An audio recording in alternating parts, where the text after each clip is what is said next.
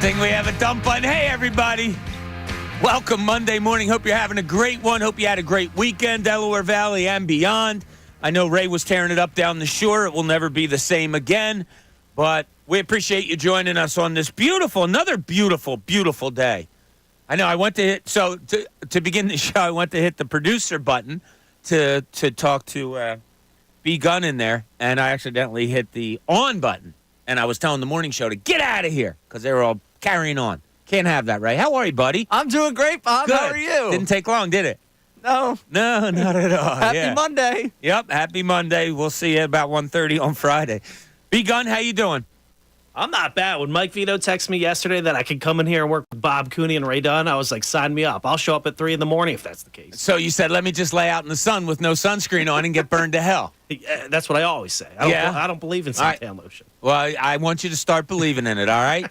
Just try to get a little liking to it. So good fun weekend. Loved everything about London, I have to say. Yeah, 1-1. You would have liked to have seen the Phillies win yesterday, but didn't mind it at all. But before we dive deeper into that, you got to go through this part of the paper. Now, the front page. The stories everyone's talking about.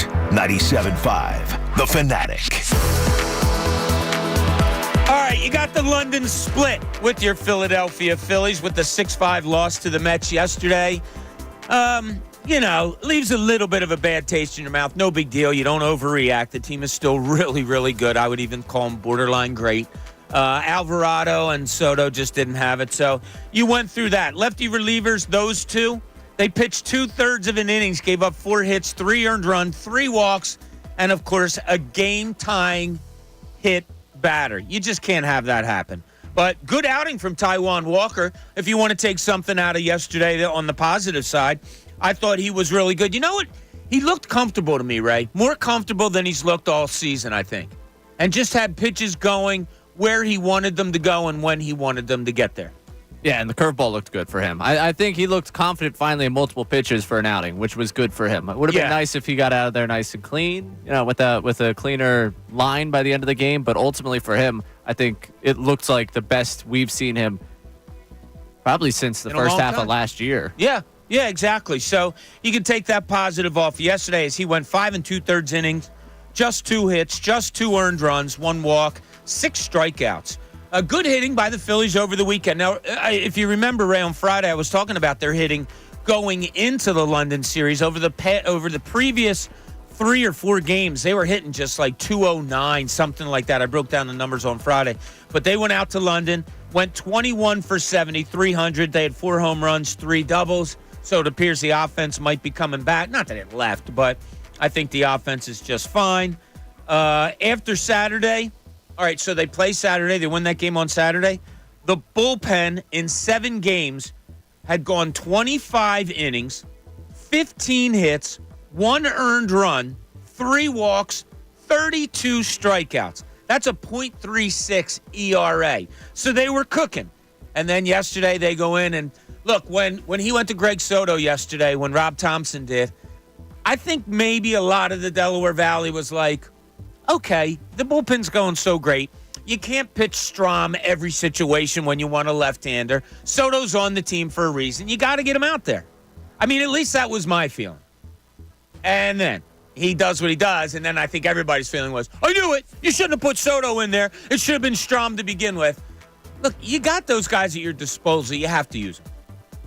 Yeah, I would have preferred to see Strom come out there in that situation. 30 inning, I just feel much more comfortable right now the way Strom's going. And it really, you get the confirmation in your head when you watch Strom come out there after Soto. Exactly. And it's like, no, that would have been great if we could just had that happen originally. Yeah, and, Kerkering, Strom, Hoffman, and then, Alvarado and Soto just didn't have it yesterday. But so tomorrow night, Phillies are off again today. Tomorrow night in Boston, 7 o'clock.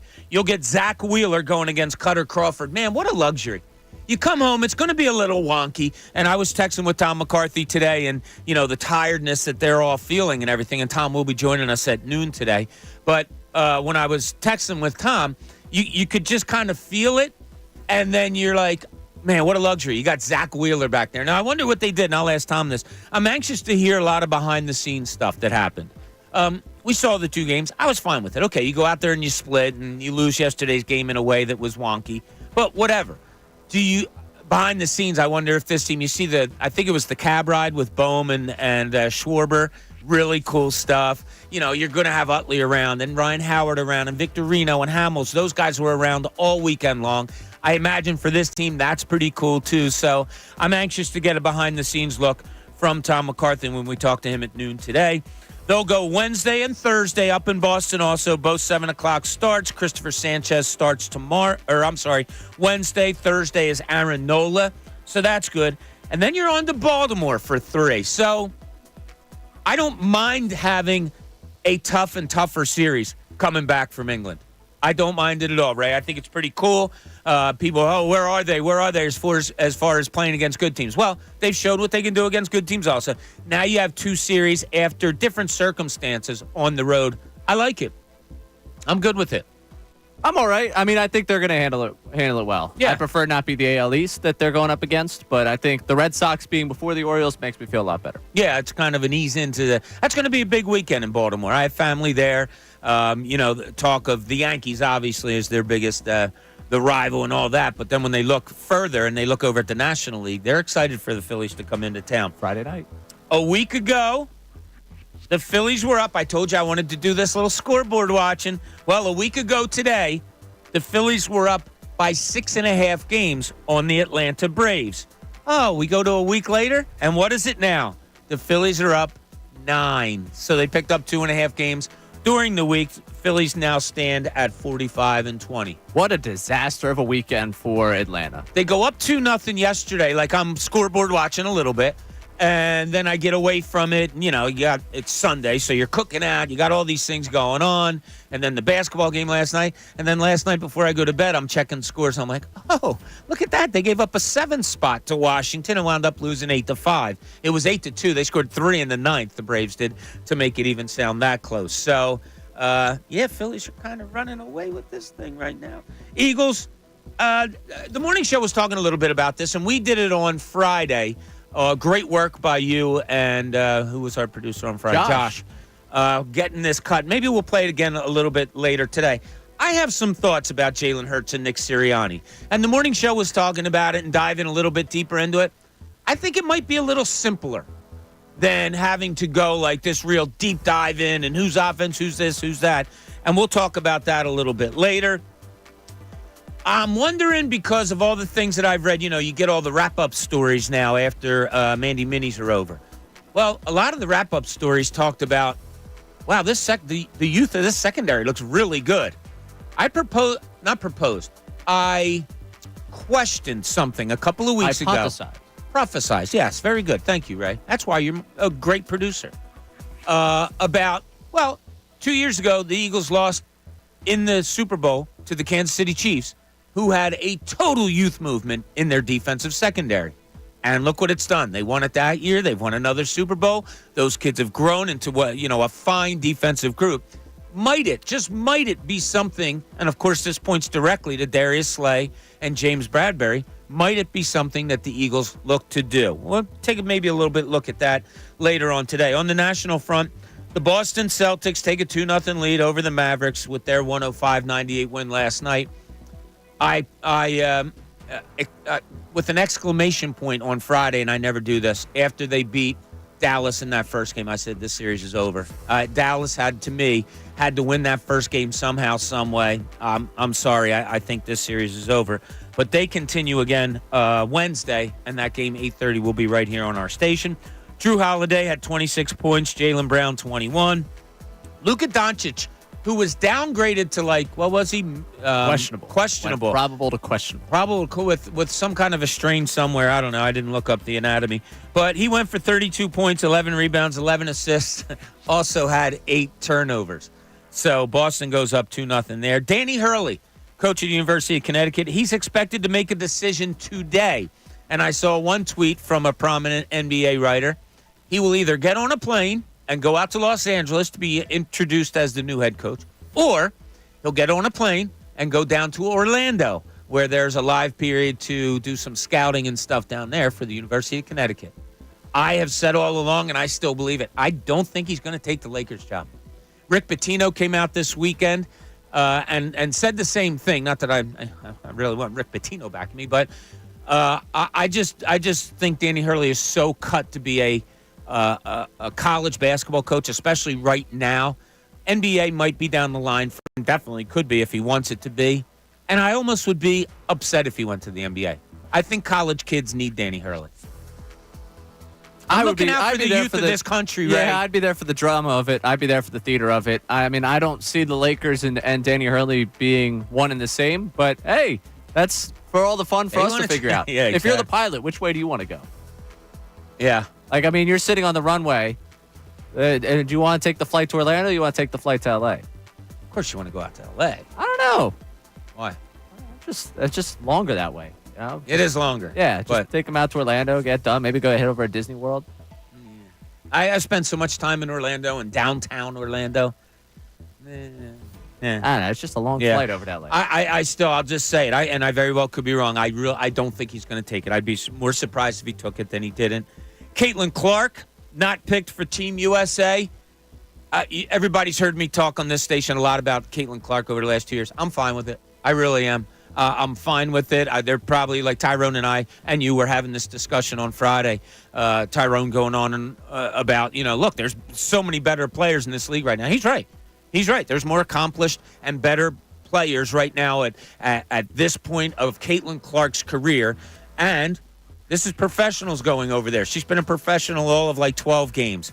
I don't mind that she didn't make it. I thought she handled it wonderfully.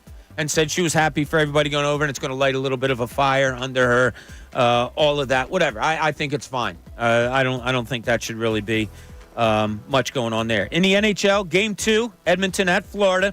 I watched a little bit of that game the other night. I saw Florida just kind of dominated. Edmonton had some chances early, like they owned the first period, but were still down 1-0 on an early goal. They wind up losing 3-0. Florida up 1-0 in that series. They'll do Game 2 tonight in Florida.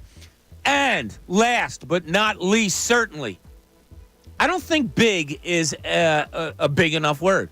I would say a monstrous announcement today at 3 o'clock with Tyrone Johnson about this very radio station. Monstrous announcement at 3 o'clock today. Ray, are you privy? Because nobody talks to me about anything. No, so. I have no idea what's going on. Okay. I know B Gun knows because that's the job of a producer. So yeah, which is weird, right? I know, right? You would think I would get a little bit of a heads up on this, but I have no idea. Yeah. I'm in the dark on this one, so I'll be just as tuned in as you at 3 o'clock because an email came through. Start teasing 3 o'clock for tomorrow. I'm excited to do so, but I have no idea. Now that's where we're going. Monstrous announcement, 3 o'clock today. Make sure you listen about the station.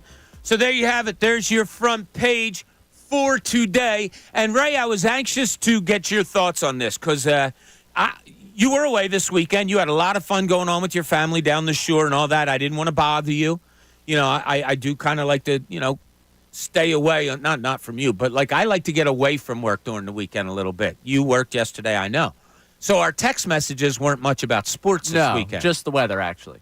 Yeah. B-Gun, did you hear this? That was absurd. I was driving home from producing the morning show out there, the associate producer stuff I do for them.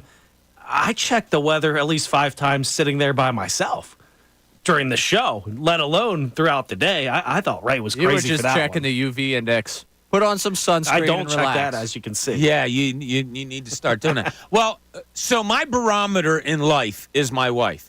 Because she is as even keel and as sees everything in a really good way as much as anyone I've ever known in my life. I got home on Friday, and one of her first words were, "Yeah, that's ridiculous," by Ray. So I tried to help you out this weekend, Ray. I appreciate it. Did you? I didn't know when it was going to happen in this show, when I was going to lose Donna, but I figured it was going to happen at some point. I don't think you. I didn't think it would be over the weather, but okay. No, you didn't lose her. She just thought it was a crazy take at. So what I did begun this whole weekend, Friday afternoon, I sent Ray the weather for where he was for that night. And then Saturday morning, I got up long before him because he had a rough Friday night. I sent him the weather. Rough is the wrong word. I just wanted to rest. So Saturday morning, I sent him the weather for that day. Saturday night, that night, Sunday. So what would he do without you? Exactly, right? And I was happy to do it. I felt good doing it. I don't think he was as appreciative, is what I'm saying. Well, you got to just send him one day when it's going to be 90. You got to say, oh, it's going to be 60 down the shore today. Bundle up. Send him to the beach all packed up. And that'll make him check the weather. He said he doesn't care. He'll always be ready. I'll be ready. And if he has on a tank top like he likes to wear down the shore, sun's out, guns out, if it does start to rain or get cooler, he said he can just muscle his way back to the house and grab a hoodie. So what's the big deal? That's absurd. Good point. That's a good point by me. Yeah. All right, so we have a lot of reaction to what happened in London this weekend. But my biggest one is this. Philly fans are I just wanted to curse a little bit. Believable. I mean, they are unbelievable. And, when you have national announcers who, I don't like to poke announcers. I thought Saturdays was horrible.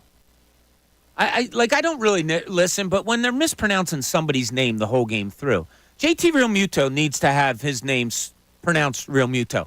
And for I don't know who even Saturday was, Realmuto. They're doing the moo, Realmuto. Is that Saturday? I thought yesterday was the day that happened. Saturday was definitely Realmuto. Yesterday they were saying it more correctly. But for the announcers to finally come out on Saturday's game, and it was about the fifth or sixth inning, and say, yeah, you know what? It just felt like there was a whole lot more Philly fans here, huh? Now, announcers are probably told, let's keep everything 50-50 because we want to keep the fan. They couldn't help themselves. And then the other guy goes, man, when I was in the airport, it was like 9-1 Philly fans.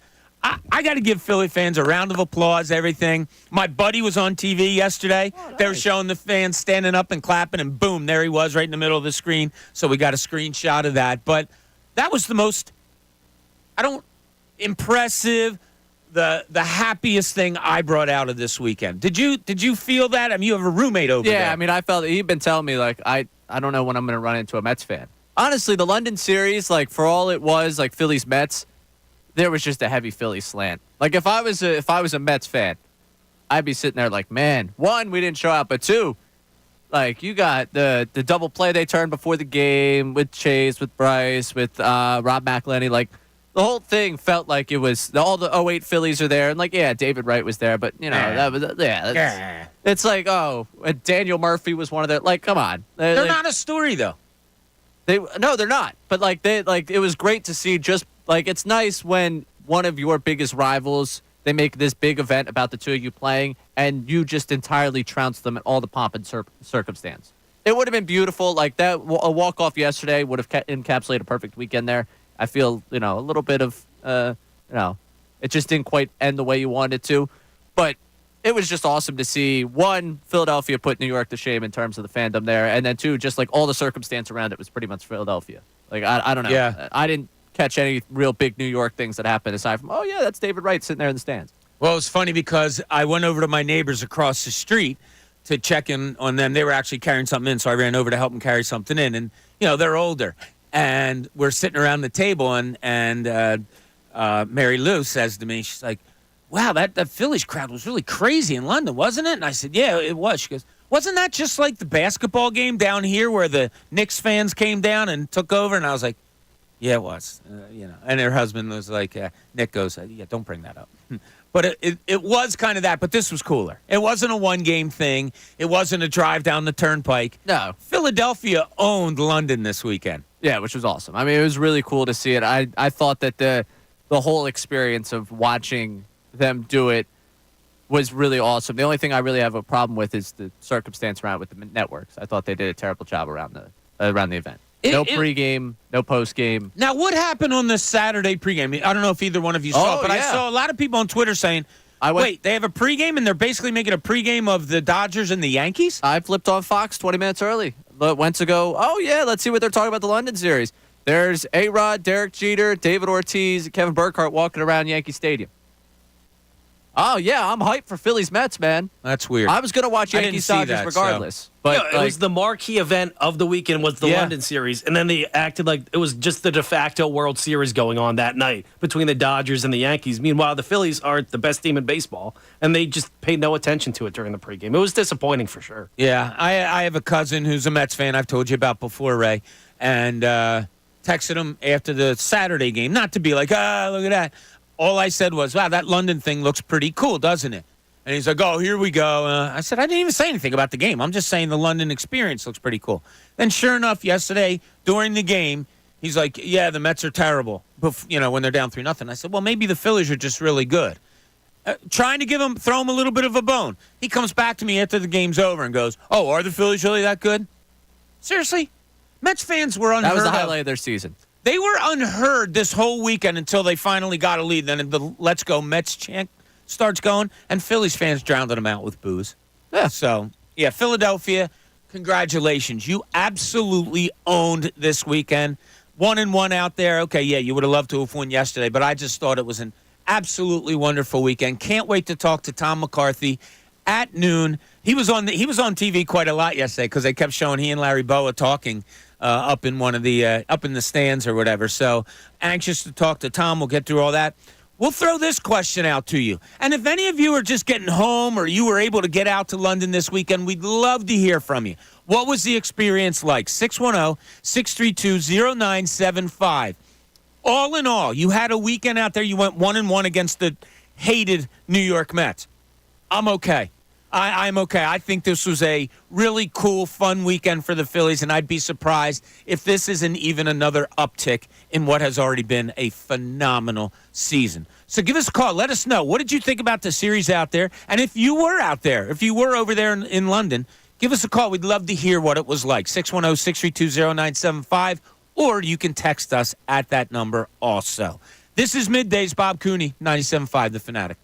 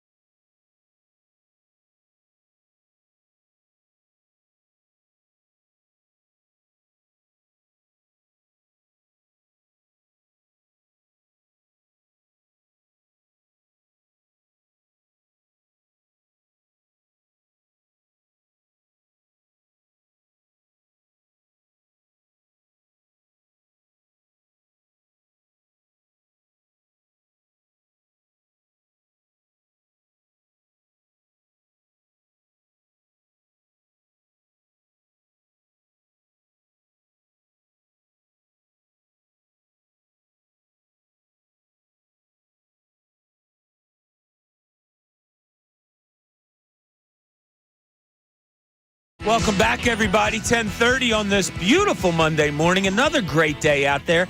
Hope you're able to get out and enjoy it. Maybe you're driving home from the shore.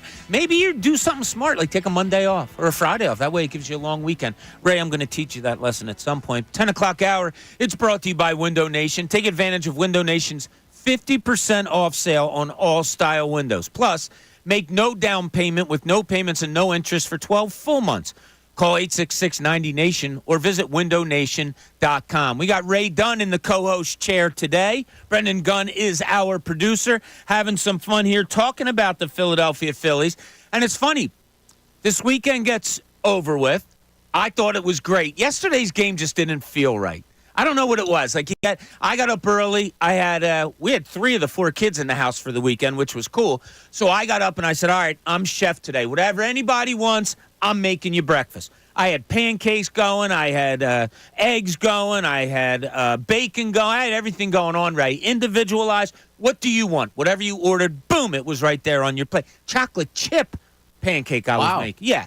So I had it all going on. Sit down for the game, and it was like, all right, come on. I mean, Phillies get up 3-0, but it seemed like such a slow game to me. Classic baseball right there. That's how baseball used to be played. Yeah, back in my day. I enjoyed a 3.5-hour game. Woo. You know what? What else do I have to do with my day? Let me sit down and enjoy a long baseball game. Yeah. I thoroughly enjoyed it. We've gotten too spoiled with this pitch clock. I don't know why. It didn't meet my hype. Now, my wife, and it's funny, my wife and her best friend every Sunday talk on the phone at like 9:30. 9:30 in the morning, one of them calls the other, and they talk for like a half hour on the phone.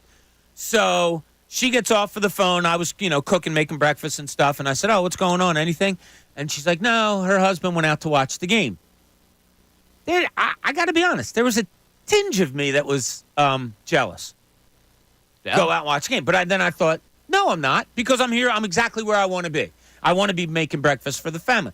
So did all that. It starts to rain outside. You know how much I love being outside, right? So it starts to rain. My plan was for everybody to eat breakfast outside while the game was going on so we could watch the game out there. But no, we were inside and all. And then it was just gloomy, and it said it was going to clear up like right as the game got done. And then the game kept going on and on and on. And then Soto and Alvarado do what they do. And it was like, man, this was as much fun as I loved watching the games over in London. That game just, I don't know. It didn't live up to the hype for me. You're spoiled. Well, that comes up to my next topic. I'm listening. So I'll tell this story to you guys. I told it on the crossover. So our son, Bobby, who's the oldest, is a huge Phillies fan and a baseball fan. You can ask him about the 1920s. My man knows everything about the sport. It is so impressive. He lives and dies with every pitch. Every pitch. So Castellanos hits into the double play, last play of the game. Bat explodes. Like, nobody's talking about that. That was hell of a pitch, you have to call it. Bat explodes, double play. Bleep, bleep, I can't stand Castellanos, and leaves and slams the door out out the house. So I'm thinking like, wow, I wonder if that's the natural reaction of a lot of people. He specifically went to Castellanos, and he doesn't hate Castellanos, but he's just reactionary like most fans. So I thought of this next topic that I wanted to ask you guys. Are we too nitpicky with this Phillies team at their current record standing at 45-20, which is outstanding, battling the Yankees for best record in baseball, 9 games up on the Atlanta Braves? Or is that how you're supposed to look at teams? You're always supposed to look to perfection. You want perfection. That's what being a fan is all about. So if your team's 45-20 and 8 out of 9 things are good, do you go to that 9th thing? How do you think we're reacting as a fan base to this team this year, Ray? I think we have been overall, I think there's always going to be people that are nitpicky, and I think, naturally, I think it's the human experience that you sometimes overtake the bad than the good. Like, oh, this thing is really bothering me. You could have the best 23 hours of a day, but that 1 hour that was a struggle, naturally we bring that up. I think that's just human nature. I don't know if it's even fandom. I think we just naturally sometimes go to the, you know what was really bothering me? Because we can all kind of, relate to this thing is just a nuisance. But I think this season, the way I've taken it this season, if we're talking 8 of 9 things being great, I've brought up the 8, but I think you have to talk about the 9th. And I think, that's part of what this experience has been. I am not going to at all undersell the fact that they are 45-20 and that we're having a great time watching this team, and I look forward to turning on Phillies baseball every day. I'll be honest with you, though. When he comes up in that situation, I didn't have the utmost confidence in him after I watched that first swing. I was like, oh, he's hacking away. Well, he's been hacking away a lot lately. A lot of swings. That is who he is. And I don't know if he breaks out of slumps with just keep swinging. I almost said swimming. Maybe that's him. You know, the morning show was talking today about, people get frustrated with his lack of supposed effort or how he goes about things to try to break out. I'm not going to change Nick Castellanos as a player now at 31 years old. I think part of the struggle this season is they tried to. They were like chase rate. They were going through all the different things with like, hey, this is how you can be better there. The man just swings the way he swings. That's who he's going to be. I think his chase rate's actually down, if I remember that correctly. Is that right? Okay. I mean, it was quite high. It's been quite high throughout his career. Like, that's just who he is. But I think they tried to get too deep into the weeds with him with some of these things of fixing everything, and I think that was part of the struggles early on. He was overthinking it. That's not the player he is. No, some guys, it's like, let's get in all the cerebral nature of all this. For him, I think he best described himself as intro presser. He just hits baseballs for a living. Yep, like that's what he's about. That is what he's about. So he was a topic yesterday. Obviously, they bring in Greg Soto, and when that happened, I'll admit it. It went through my mind. Oh, why not Strom? But my next immediate thing is, okay, this bullpen has been phenomenal. Is it contagious? You have to use Soto at points anyway. All right, I understand. I'm good with it. But B-Gun, he goes to Soto. Soto doesn't pitch well. And after the game, I look and I see that on social media, a lot of people were like, no Soto and all of those things. Where are we as a fan base? Are we where we should be with this 45-20 team? So I think at times we can be too nitpicky. We're talking about a team that has the best record in baseball. They just lost their 20th game of the season the other day. Like, that's absurd. So I think at times we're complaining about the way Harper's running, or there was a texter yesterday who said Jose Alvarado can pitch in every single inning, but he can't pitch in the ninth. He always blows it. Like, that's a complete overreaction. These are things that where we should have the conversation a little bit, because there's issues that might pop up in the postseason and it could lead back to this conversation. But you don't have to go crying and all about it and saying this team's not as good as they are, blah, blah, blah. Like, that's not what we should be doing in June when we have 45 wins and 45-20. I can't imagine just nitpicking over putting in the wrong reliever or a guy dogging out a ground ball to first base. Like, that's stuff that should be brought up for a second. And then, hey, look at all this other good stuff. Yeah, like a guy, Fearless Dave, on our YouTube chat. He's reasonable. He goes, come on, Bob. Soto, 11 earned runs, 13 walks, and 24 hits in 18 innings. You're exactly right. Those numbers are exact. And when he brought in Soto, my first thought was, ooh, but shouldn't we look at it as, look, he's on the roster, he's on the team. You can't go to Strom every instance when you need a left-handed. You just can't. And Soto's out there for a reason. So I understand the numbers, but is it up to Rob Thompson to try to get him out of it? And if so, how do you do it? It's not by sitting in the bullpen. I don't think it was so much of getting him out of it as getting him work. Because I think if he didn't pitch there, he could have went Tuesday to Tuesday without pitching. Like, I ultimately think it was he needed to get him in the game. Again, I think Strom in that situation is the right call. Like, that to me, as much as it's, I want to get Soto work, sometimes it's just the obvious of win the game. And in that case, I think Strom's your choice. And, hey, if Soto works into the plans later in that game, fine. You still have a 3-0 lead to play with, ideally in that scenario, where Strom comes in and is shut down.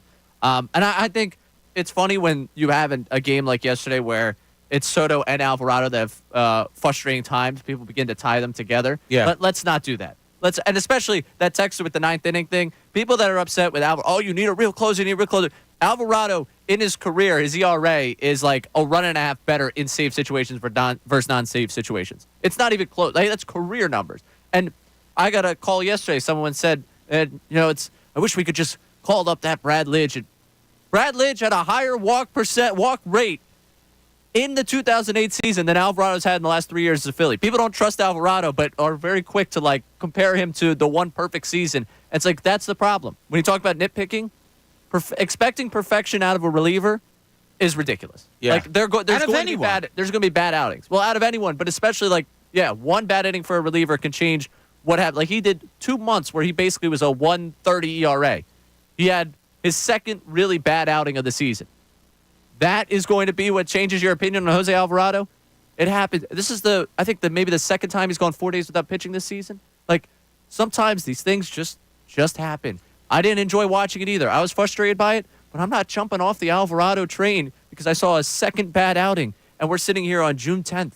No, yeah. And you should completely separate Soto and Alvarado, like you said. But I think there's a difference between managing for the game. Like yesterday, I would have liked to see in a vacuum. I would like to see Strahm in that situation. But don't you also have to find out if Soto can get it done in a high leverage situation, because you're going to have to make a move at the deadline if you can to get another lefty in that bullpen that can make a move. So let's see what we have. We're the best team in baseball. You can, I don't want to say risk losing a game because you don't want to do that, but you can make some different moves just to see what your guys can do in high leverage situations. And I think, Rob Thompson probably gets it more than we do, reactionary fans over a game, that there is 162 to be played. And to what he said right there about, in all fairness, one of the other decisions I remember questioning earlier this season is he went to Kerkering in a spot where I was like, ooh, in this leverage right now, Ryan Kerkering, interesting. Not sure I would have went there. His trust in him is paid off. I mean, Kerkering the other day comes in, what was it, Saturday came in for Suarez and got 4 outs? One and a third. Yeah, I mean, that to me, like, the confidence there paid off. If he was trying something similar with Soto, I mean, I obviously don't know. I'm not in Rob Thompson's brain, but I imagine that's probably the blueprint he's looking towards. Like, okay, it worked there. Let's see if I get Soto out of this. It didn't work. I still would have went to Strahm, but if I'm trying to think like him, it did work out for him at Kerkering, and we've now seen what Kerkering has become this year. Yeah, and at some point, you're going to have to write Soto. Like, if he's going to stay there, unless, I don't know, Junior Marte comes back and they say, well, and they get rid of a left-hander for a right-hander, I don't know, and I'm not, looking that far down the line. But at some point, you're going to have to use Soto. And yesterday, he was like, okay, maybe if I get 3 outs out of him, maybe his confidence goes up. Maybe I'm getting, unleashing something even more in this already fantastic bullpen. It's a long season, and I think almost all of us who follow the Phillies, when Soto came out of the pen, it was like, I'd rather see Strahm.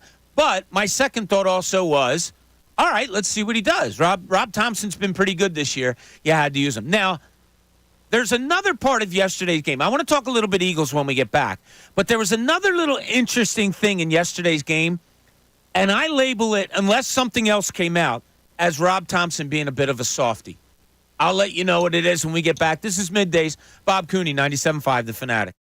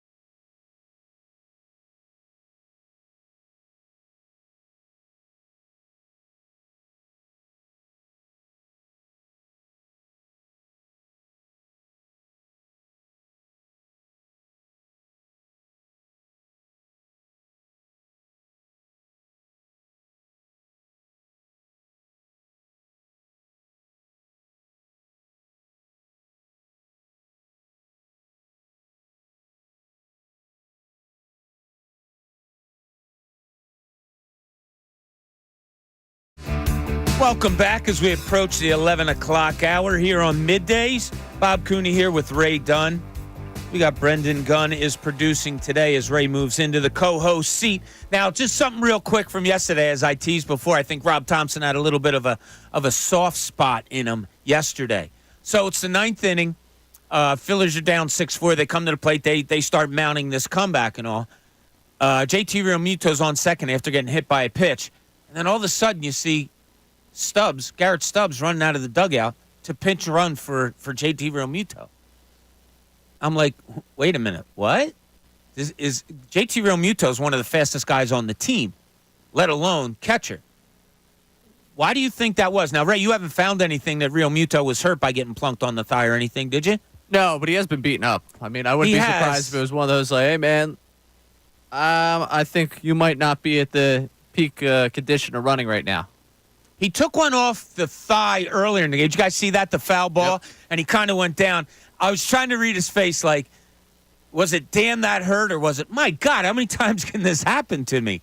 But I thought it was more of a soft spot by Rob Thompson. Like, you know what? Stubbsy hasn't played. We all love Stubbs. He hasn't gotten in a game yet in London. Let's throw him out there and maybe he can score the, I guess it would have been the game-tying run. Didn't work out. And the Mets fans apparently are a little upset with Stubbs' slide at home plate on the double play. Yeah. You didn't hear this, B-Gun? Yeah, I saw it on social upset. media. Yep. Yeah. Shocker. He slid, if I'm not mistaken. He slid into home plate. He did slide into home plate. And the catcher's foot was on home plate. So if you're sliding trying to get to the base and his foot's on there, if there's going to be contact, there's going to be contact. What's he supposed to do? He was a little inside the line.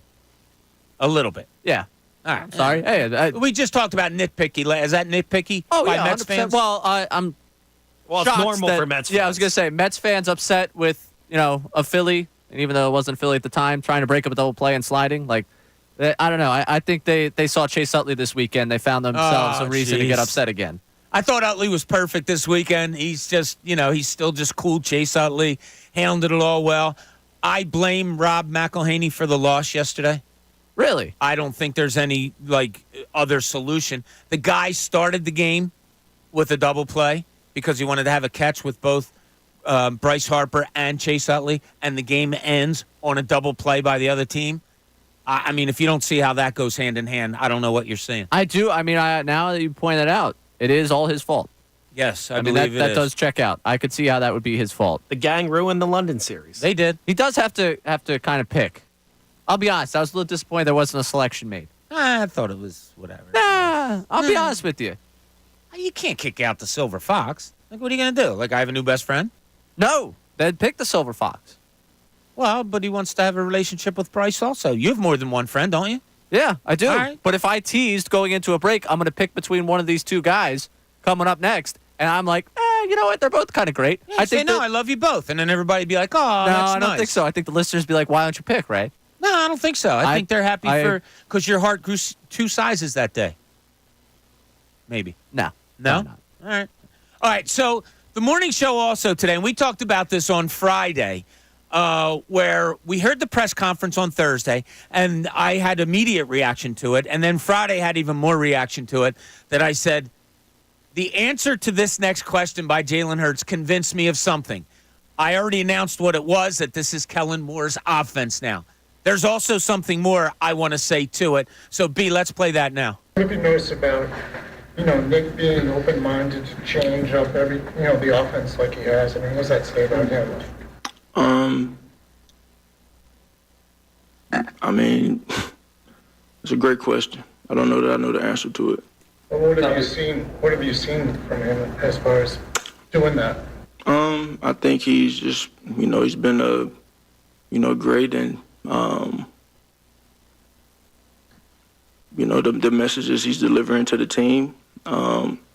He's trying to be very intentional in what he's saying, and yeah. So, yeah. I said on Thursday, right after the press conference, I said, look, you don't need any more evidence that this is Kellen Moore's offense. That answer right there said to me when Martin Frank asked the question of how has Nick kind of been open-minded about all this. I thought it was a fair question, open-minded about what's going on here. Jalen Hurts basically saying, yeah, he's really not a part of it. So then it goes deeper, and the morning show was talking about maybe a disconnect between the head coach and the quarterback. First of all, this is just me, and I'm not speaking for anybody else. I don't really care. I don't need a coach and a player to like each other all the time, kumbaya. That really doesn't matter to me. And more evidence on this is I don't know how much Nick Sirianni has to do with Jalen Hurts in this offense. As I said, I think it's Kellen Moore's. But let's just look at it this way also, because John had some good points saying, that's not good, that the quarterback and the head coach might not, be in sync. I came up with this morning when I was driving in and listening to the morning show. I don't think Nick Sirianni is Jalen Hurts' type of guy. Like Sirianni with the pom-poms and the shirt and the screaming on this. Do you remember? I meant to ask you this before the show. There was one game where he was chirping and hollering, and Jalen Hurts just looked over at him and shook his head Super like, Bowl. Yeah. Was it the Super Bowl? Yeah.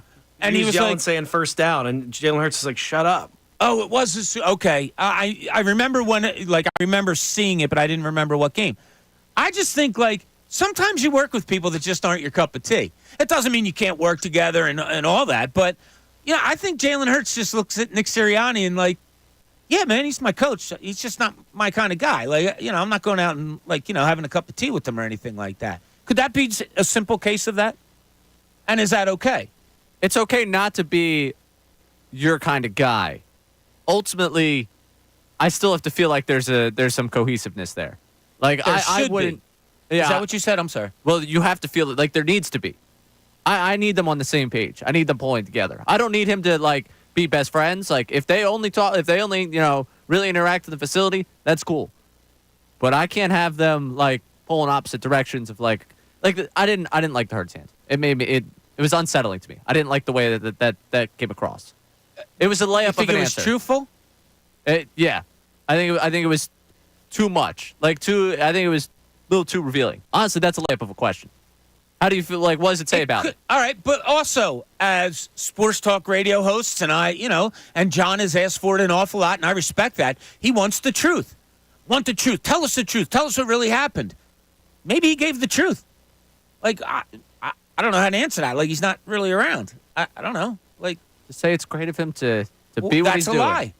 That's fine. No, well, not if you're asking for the truth. Can't have it both ways. I didn't say I needed the truth. You asked, do you think that was the truth? I said, yes, I think that was the truth. I'm not telling you that I need him to tell me. There's plenty of things they don't tell us the truth on. I don't need to know they're not on the same page. I want them to be on the same page. I don't know if they need to be on the same page. I think they do. Does Brandon Graham need to be on the same page as Nick Sirianni? If he's a leader in that room, yeah. Because ultimately, his message goes through the players. Ultimately, this is their head coach. As much as we could say, oh, he's not really involved, he's not really there, he's here for a reason. Yeah. If they're not going to be on the same page, why is he here? If he's not doing anything, if he's going to be the leader and the leader of men in this group and the CEO, the CEO can't have the direct reporter to him be I don't know if this guy's got it, because that starts to create discontent in there. I guess I think Jalen Hurts is reporting directly to Kellen Moore, and Kellen Moore's reporting to who? I guess to Sirianni, or he's the highest up. And Sirianni said, hey, if a guy's carrying the ball in the wrong hand, I'll go walk over to him and say you need to switch hands or something like that. It's just I don't know. It's a ridiculous setup. If he has legitimately nothing going with this team, we can't reduce him to nothing and still have him have the head coach label. I hear you. All right, I thought we were going to close it out, but Ray's kind of opening can of worms here. So we'll get back to that a little bit more. Also, more Phillies talk. Tom McCarthy's going to join us at 12 o'clock to let us know what the whole London experience was like. This is Middays, Bob Cooney, 97.5 The Fanatic.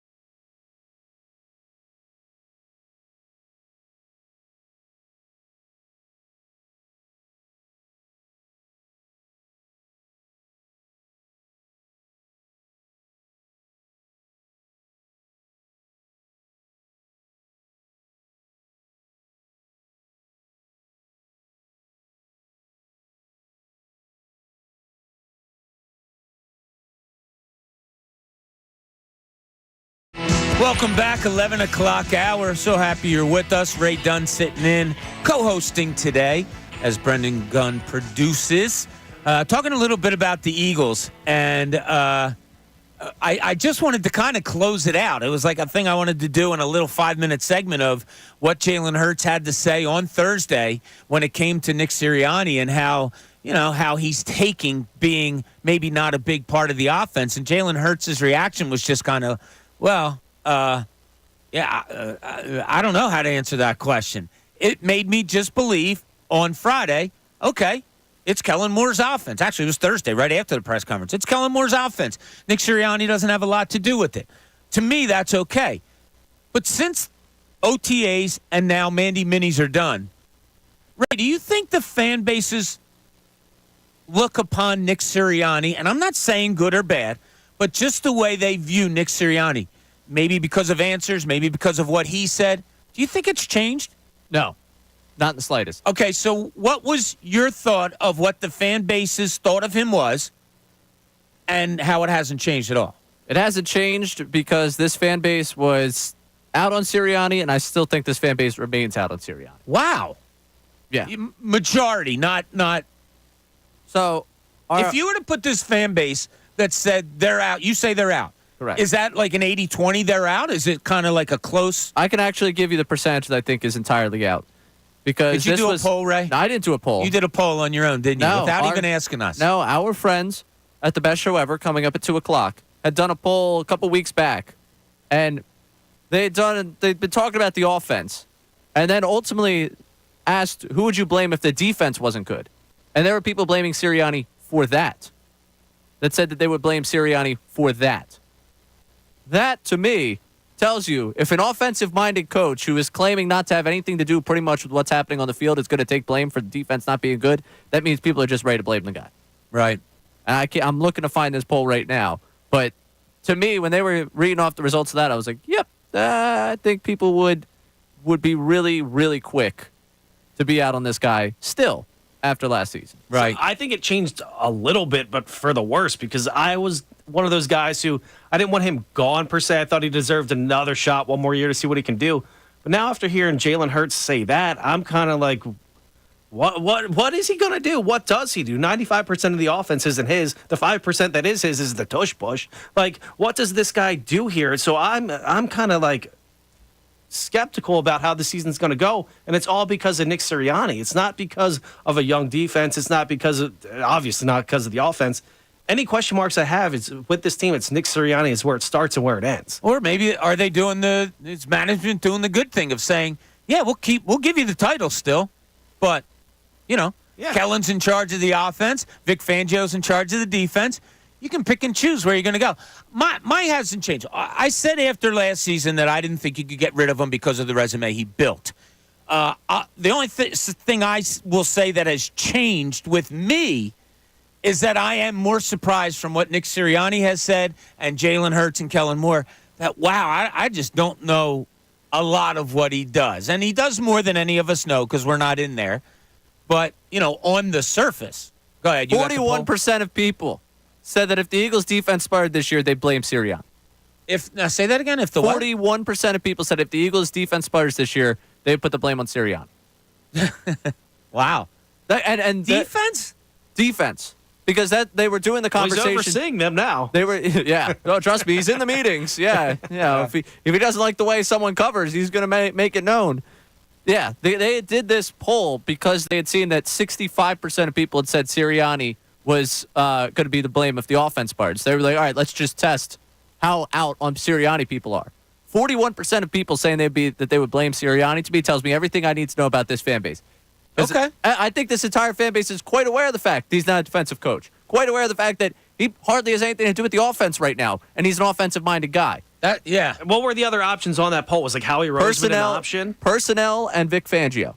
That's crazy. 41% said Sirianni, 41% said personnel, and then the rest of it was Vic Fangio. I mean, it doesn't surprise me because the first finger that's going to be pointed, it's going to be at Nick Sirianni, whatever way the team goes. Like, if they fail, he's going to be the one who gets blamed, whether it's special teams, defense, offense. That's the way it's going to go. He's going to be the scapegoat, fair or not. Yeah, and like somebody said on our YouTube page, it doesn't matter what the fans think. It's what the players think. And last year, for the last 7 games, rightfully so, it didn't seem like they were on board with coaches at all. And that's why listening to Hurts talk about Sirianni for me is unsettling. Okay, I hear you.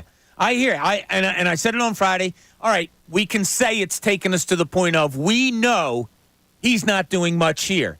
The second part of that question has to be, and this will be something going forward, is that good enough? So that's just a look on that. I wanted to kind of close that little thing out with Jalen Hurts' reaction to the question that we heard on Thursday. But one of the things about yesterday, the Phillies game gets done, right? And, yeah, it's one of those, I don't know how you guys react. I'll tell you, I'm sitting there, I see the double play, and I'm like, man, darn, that stinks. It would have been a better day if they had gone 2-0, and I get up and I go out back and start, doing stuff, and like that's it. Did you guys kind of react similarly? Like, it's one game, that was a fun thing in England, or what did it tick you off for a little bit longer? I think Andrew's tweet was the one for me. It was a real kick in the pants, way to lose a game. Yeah, okay, that's good. And then what? You change your pants and you move on, or you just kind of take that kick and rub it and kick in the pants? That's the butt, Ray. You rub it and you keep going. Yeah, sure. That's what it was. Yeah. No. That's a type of kick in the pants that hurts. For a couple minutes there, I'm gonna have to try and regain myself. I just didn't like. Ultimately, they load up, and with this team, the way they battle back all season, you start to feel like, all right, bases. Well, you got 2 on, and Bryce comes up. It's all right. Well, only an idiot would pitch to Bryce, but this is the Mets, so maybe this ends up being and immediately it's first pitch, bases loaded. All right, great. Bohm's up. And this is the second time now where Bohm's coming up with the bases loaded. Here we go. Yeah. He gets hit with the pitch. And I'm like, all right, as long as Castellanos doesn't get into a double play here, I feel good. And then that happened. I got to tell you, I still felt, I don't know why, but somewhat confident. Probably it's a carryover of everything you said. Oh, if this isn't the moment for Bryce Harper, was that not laid out perfectly for him? That was laid out perfectly. I mean, I was just on it too. Oh. I was totally expecting oh, my God, he did it again. Okay, he gets hit by the pitch, whatever. Bohm has been great all year with runners in scoring position. You're expecting it. You get what you get. Even with Castellanos, I was like, I was seeing a line drive to right center field. I really was. Whether it was a hit, whether it was caught, I thought something positive was going to happen. Does this 45-20 record, though, downplay some of the things that aren't going well for the Phillies? Because, you hear it a lot. And a guy that we used to work with this weekend was very active on social media, complaining that fans were complaining about the Phillies to the point where I felt bad for him because he was complaining. And he's telling people not to complain because they're 45-20. But if some of the little things, maybe if it's Soto, if it's Castellanos, are we kind of just brushing that by, kicking it under the rug a little bit more because they're 45-20? And is it right to do that, or should we dive deeper into it? Because you always want perfection. I don't think your core focus can be what's bad when it's been this good. Again, we're going to mention it. We're going to talk about it. But I'm not wired where my core focus of watching a team with a 69% winning percentage is. What's the winning percentage? The 69% right now. Cool. Yeah, 45-20 or 45-20. Yeah, I can't be wired to the. Yeah, well, Castellanos say 215. That. That's just not where my mind goes with a team that's going this good. Obviously, I'm going to watch and I'm going to. Castellanos comes up and it was like the first pitch for me was going to really tell me where that bat was going. when after that, I was all right. He's flailing for everything here. I thought it was the one by his ear. Said he took not near his ear, but ear high, that he took a swing at, and I was like, this isn't. Yeah, this might not go well. No, just put one in the air. Just put one in the air. Let's Stub come home and try and tie this thing up. But I can't be wired to this is a problem. That's a problem. There are things that they can work, but that's also baseball. I don't expect perfection in every one of 162 because that's just. I'm sorry. I think you set yourself up for failure. If you seek out something bad over 162 games, you're going to find plenty of bad. Sure, but things have been so good. So right now, 7 out of 10 times for a hitter, you're going to find bad, and he's a All-star. Right. And like, I think yesterday, people were really upset because it was like, oh, they weren't able to drive the runs in, to get the runs in. It's like, this reminds me of the bats going quiet at the end of last season. Like, there are people that have made that comparison. Since we started the show today, I got a tweet saying that, this is once again the Chase Happy team unable to bring guys. It was one game in June. Like, ultimately, look at Bohm's numbers with the bases loaded.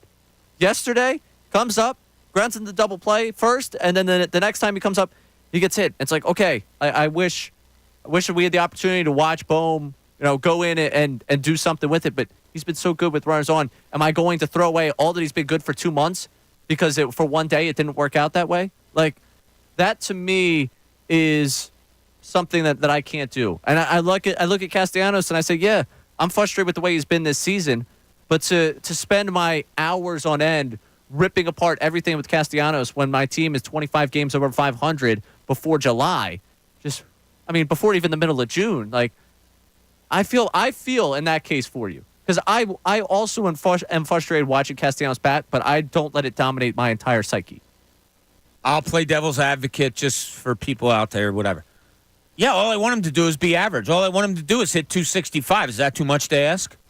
Over the last week, you know what I mean? But again, I don't feel that way. I was just I get you, and I think over the he's been bad. And someone sent me his baseball pay some of the numbers for him, and it's been bad. I'm not going to tell you should enjoy what you've seen from Nick Castellanos this season. I liked what I got from him in the past week leading up to that game. I thought that was great, but obviously he's been frustrating for you. And if you're going to be frustrated by him, I'm right there with you. I'll listen to you be frustrated about him. I just don't let it dominate my headspace when this team is going as good as they are. B, is that the normal way of thinking of a Philadelphia fan? Yeah. You look to the good, like Ray.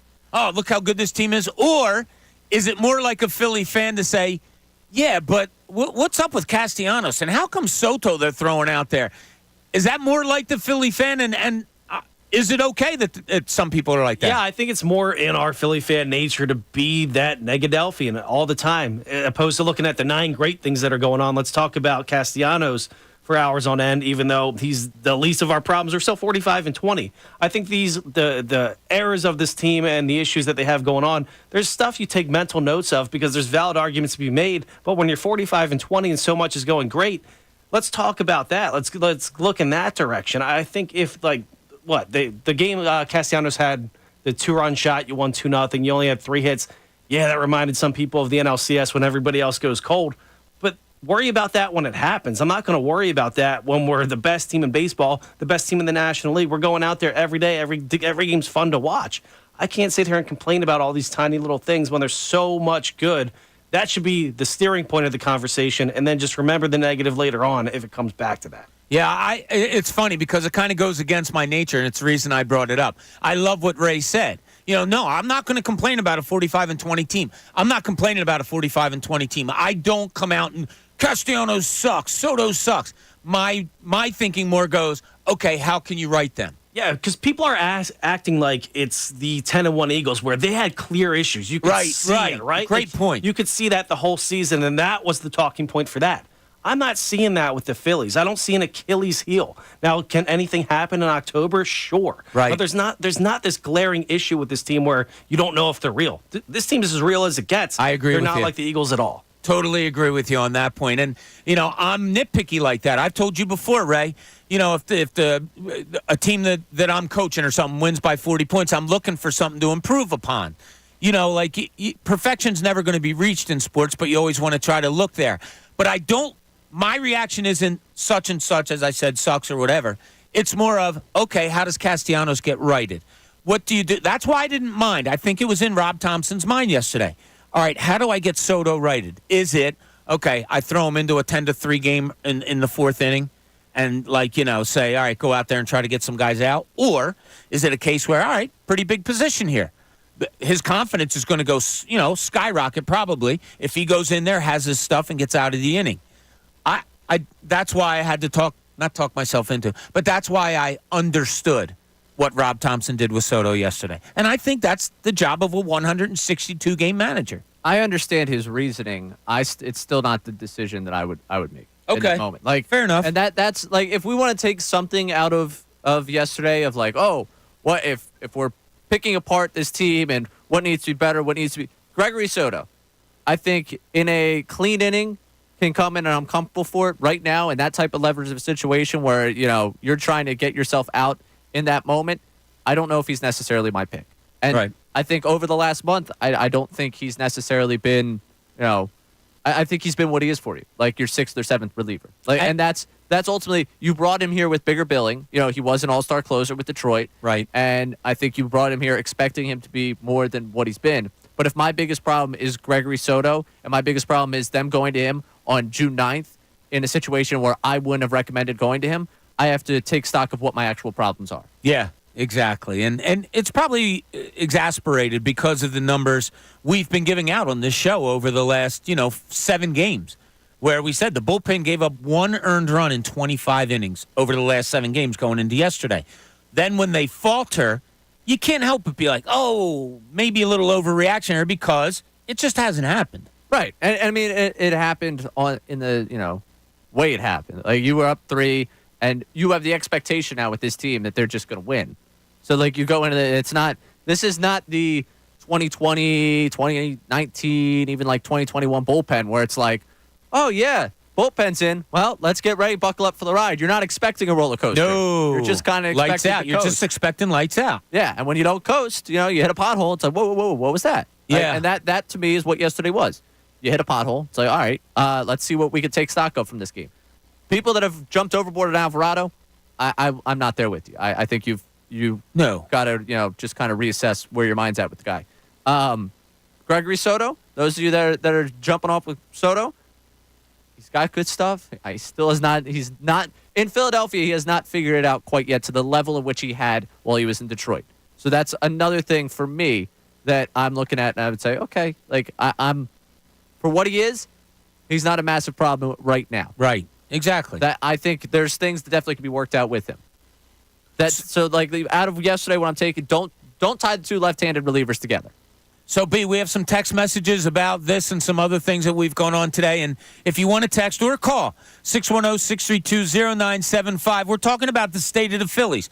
Nobody's perfect. At 45-20, they're the best team in baseball right now. How do you look at things that maybe aren't going all that well? You can let us know. Give us a call, 610-632-0975, or you can text that same number. B, what are some of the texts we have so far? Yeah, so we got a text coming back from that JT Realmuto being pulled for Stubbs conversation. He said maybe he wasn't banged up at that point, but maybe he pulled him so he didn't get in the collision at the plate because it was going to be the game-tying run at that point. He's going to have to go all out for it. Maybe it was to get him out of harm's way in that situation. That was from Kurt in Colorado. And now we have a first-time texter all the way from Omaha. Omaha. We got a long one. All Dave right. in Omaha. When it comes to the Eagles in these press conferences, I've always have to remind myself that it's essentially a game of chess.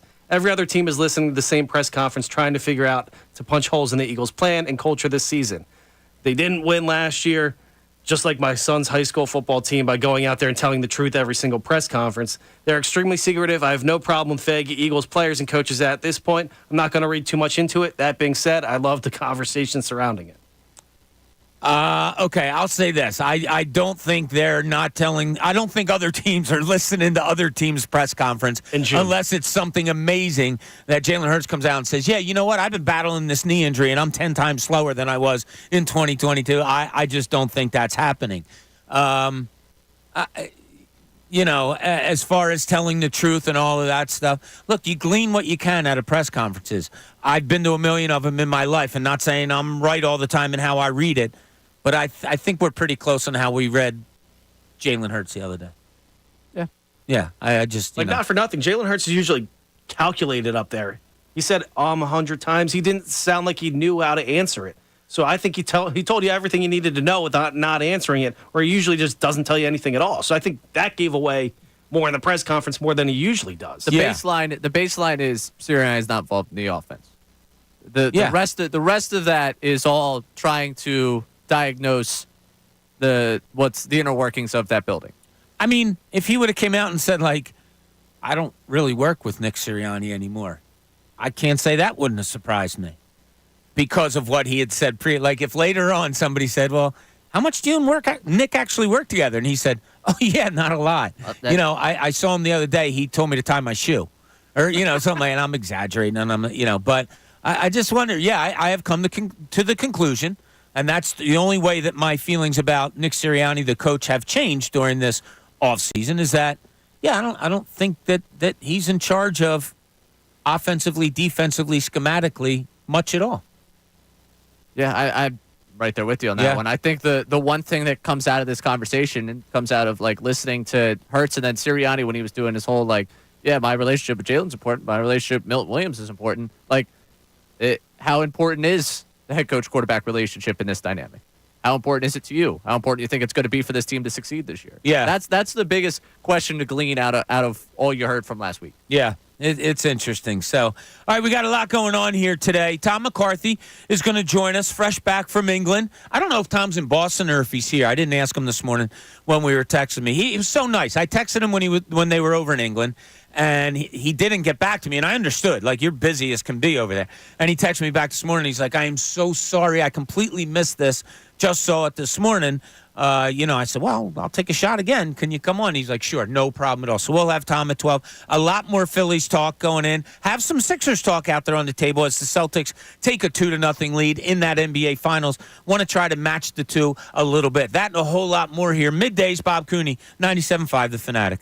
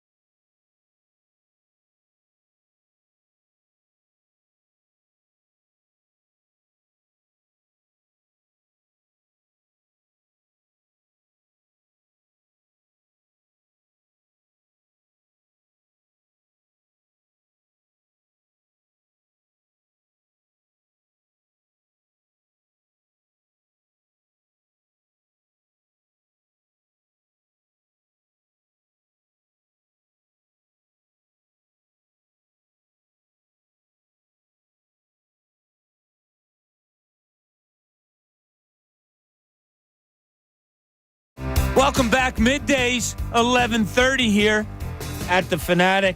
Don't forget, 3 o'clock today. I termed it as monstrous. It might even be bigger than that, right? Can you come up with an adjective bigger than monstrous? Is it otherworldly, maybe? Oh, that's pretty good. Okay. We'll leave the words to you. Well, you shouldn't. I retired. Otherworldly announcement coming at 3 o'clock today with Tyrone Johnson. None of us is privy as to what it is. Like I said, nobody really talks to me here. I just show up, do the show, get out. There's really nothing going on there. So nobody's filled me in. Nobody's filled Ray in. I heard the morning show saying they didn't know about it, except for Connor. Tough guy Connor, he knows and does everything. Oh, really? So he knew about it, yeah. Just up in everybody's business. That's what it is. Yeah, he said, I'm the producer. That's my job. Oh, wow. B, you got anything for us? I mean, you're producing today. I mean, me and Connor work kind of closely together, so I may know a secret or two. Oh, man. All right. I told him I wouldn't share. Oh, great. So this guy knows. This guy shows up to our show once. We've been doing this show for 3 months at this point? I haven't seen this guy once. He just does the key 3, sits back there, and just, hey, guys, good morning. And now all of a sudden he's on our program knowing things that we don't know. That's how you get to know things. Just stay quiet and do your job. At least keep your head down and just keep plugging along. At least he has a voice today. Yeah, that's nice. Yeah, it's nice of you to show up to a radio show with a voice it's for great. once. He's also supporting the aloe vera first person industry. in the history of the world to do 6 hours of radio without a voice. Yeah, that was my ears were bleeding when I got home listening to so you was that my day. throat. Yeah, that was a shame. That was tough, but glad you got over that. So 3 o'clock, Tyrone's got a big announcement. I think you're all going to want to hear.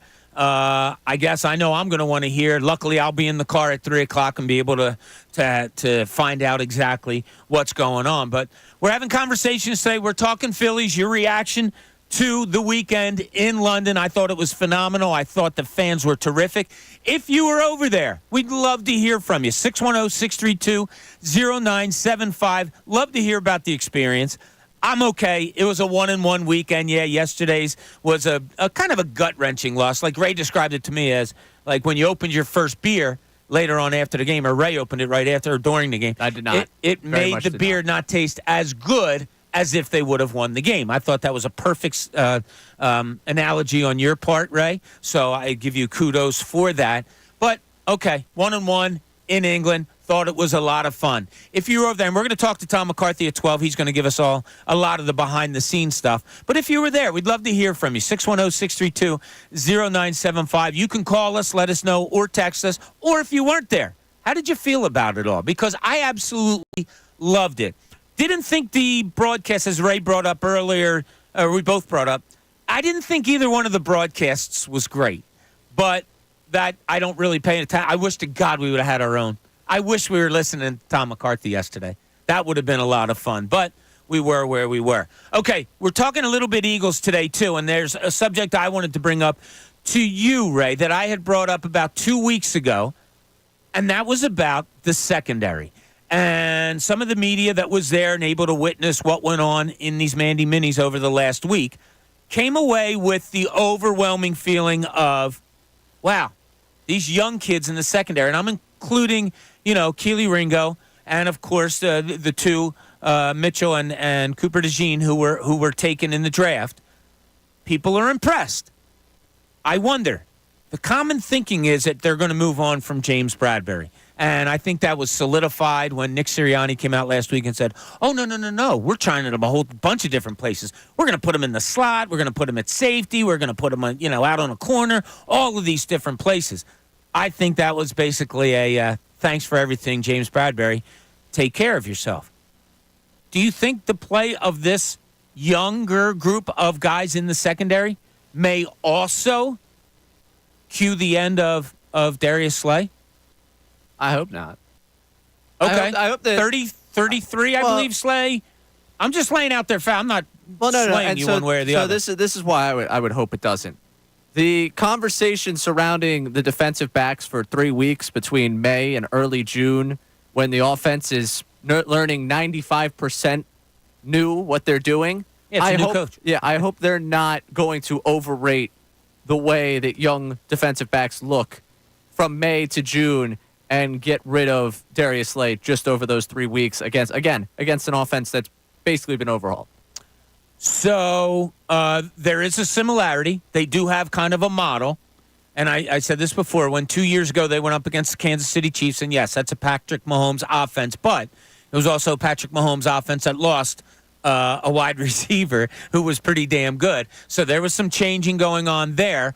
That Kansas City Chiefs defense had rookies all over that secondary and young players all over that secondary, and that's how they decided to go. I think the bigger key here is, I'm not calling for Slay's job. It's just a question to put out there. Is what does Slay be? Do you have this? What Slay's contract or cap hit would be should they have get rid of him or not get rid of him? All that. Yeah, I was just putting it on the board for you. It's $10.6 million, and that would be the same after post June 1st now. So that's what he's getting paid, or that's what they would have to pay if he gets cut post June 1st. Okay, so no matter what, it's 10.2. 10.6. Or 10.6. Okay. Ray, you say you hope not. Is it because of Slay's play? Is it because maybe you think they need that leadership among a very young group? Or do you think, like I said, his play, is he just the number one guy, and until somebody unseats him, keep him there? I mean, I think it's a number of things. I mean, I look looking at what the dead cap could be for them going forward. That wouldn't be great in terms of what I would want to end up paying out for him. I look at just in general the idea of, okay, who's done it in this league in that room? Isaiah Rodgers? Is that like the one guy who's done it in there? Avonte Maddox, is he sticking around? Is he going to be here to be like? I do think that eventually, given his age and given where he's at, like he gets unseated by this younger group of guys. Like I don't think, and it might not be like eventually, as in like, oh yeah, sometime next year. It could be like right in this season, the upcoming, that ends up happening. Mm-hmm. But having the veteran in the room, the veteran that's been, I think Quinyon Mitchell spoke how much he respects the guy, and that he's someone that, hey, I'm just gonna try and be around him and learn as much as I can from him. I think there's value in that, and I do think of anyone defensively last season, like. Was he a standout? Was he a Pro Bowl? Like, no, but I think he had a fine season. And I think ultimately production-wise, having him around is not hindering you the way that potentially getting rid of him cap-wise would, and also just having him in that room. Is it a copycat league, though, where you see Kansas City going out there and winning with those young cornerbacks, and then they just moved on from their guy because they didn't want to pay him, L'Jarius Sneed? And you know how much I love using that word because it's been said to me so many times covering sports. Copycat is used all the time. And you have CJ, GJ, and Blankenship back there. I think you're probably comfortable if you're the Eagles at that safety position. You have, as you said, Isaiah Rodgers. You have Avonte Maddox, veterans who can play, who mostly play inside, but probably can play outside. And Maddox was getting work at safety too early in the OTAs. Exactly. Keely Ringo is a guy that it seems like, okay, he's stepped over that. Nice young player to, might be a valuable young player. You still have Sidney Brown waiting because of the, he tore his ACL, right? Yes. Of the ACL. I always get mixed up ACL and Achilles. Against the Cardinals. Yeah. Giants. Last game of the Giants, season. Yeah. I don't know. Is there a better time that you say, hey, guys, here we go. We're going with you and run with it? I understand your thinking.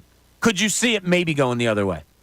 I mean, I could see it going the other way. I think right now, Bradbury's here in the hopes of that someone will end up needing a corner or needing a defensive back and they can flip him somewhere else. Right. I mean, or, again, you never want to say it, but just the way off seasons go, if you need a defensive back. Right, like exactly. You could go from safety a room. and numbers. Right, yeah. You could go from a room, I think it's 14 corners on this team. It's crazy. But how many of them have proven themselves at the NFL level before? Like, you have someone that even if you don't think has a lot left in the tank, they're going to try some flexibility with him because even the safety position. CJ, GJ, a known commodity, been injured. Reed Blankenship. I don't think anyone wants to go back into another season with him as your number one safety. No. Sidney Brown, already, coming off the ACL. Avonte Maddox gets injured an awful lot. Right. So, like, you could be looking here, and it's not so much the question of, like, where does he fit in terms of talent level here? Where does he fit in terms of availability within this room? They got a lot of different options to go down. I could see the road where they go full youth movement. I think I probably draw the line at Slay. I would like to see Slay here for another year. Okay. All right, fair enough. It'll be interesting to see how this plays out. While we heard a bunch of stuff about the play of these young corners and safeties for the Eagles, and we heard from Darius Slay, and we heard people talk about how well Darius Slay spoke about this team. I didn't see much about Darius Slay's play. and maybe he wasn't out there a lot. I don't know, and maybe I'm just reading too far into things. Is that more Slay? Okay, this is what we usually see from Slay. We've seen something different from the rest of these guys. Or is it, was Slay not in on very many snaps out there because, Nick Sirianni or I should say Vic Fangio could be like, yeah, Slay knows what he's doing out there. Stand next to me. Let's watch these younger kids, whatever. I don't know, but I didn't see a lot about how much Slay played during these OTAs and Mandy Minis. So we'll see how that all plays out. It's interesting, something really, I think, to keep an eye on with this Eagles defense. Okay, when we get back, I do have a Sixers thing I want to throw out there because I'm watching that game last night and Boston takes a 2-0 lead on the Dallas Mavericks. And God, the way Boston plays and the way Dallas plays and maybe some of the way other teams that advanced further than the Sixers this year played, maybe it tells you a little something. We'll check that out when we get back. This is Middays, Bob Cooney, 97.5 The Fanatic.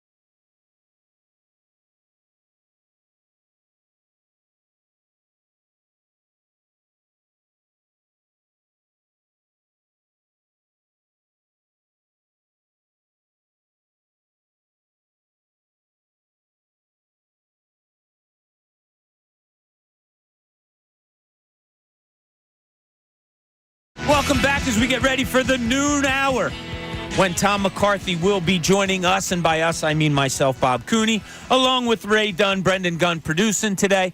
Having a lot of fun. We're talking about a lot of different things going on in the sports world, including Phillies, Eagles.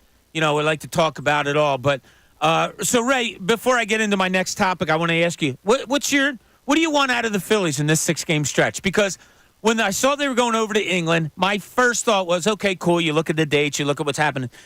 I always look at okay, that's something different. How do you handle it coming back? What are they coming back to?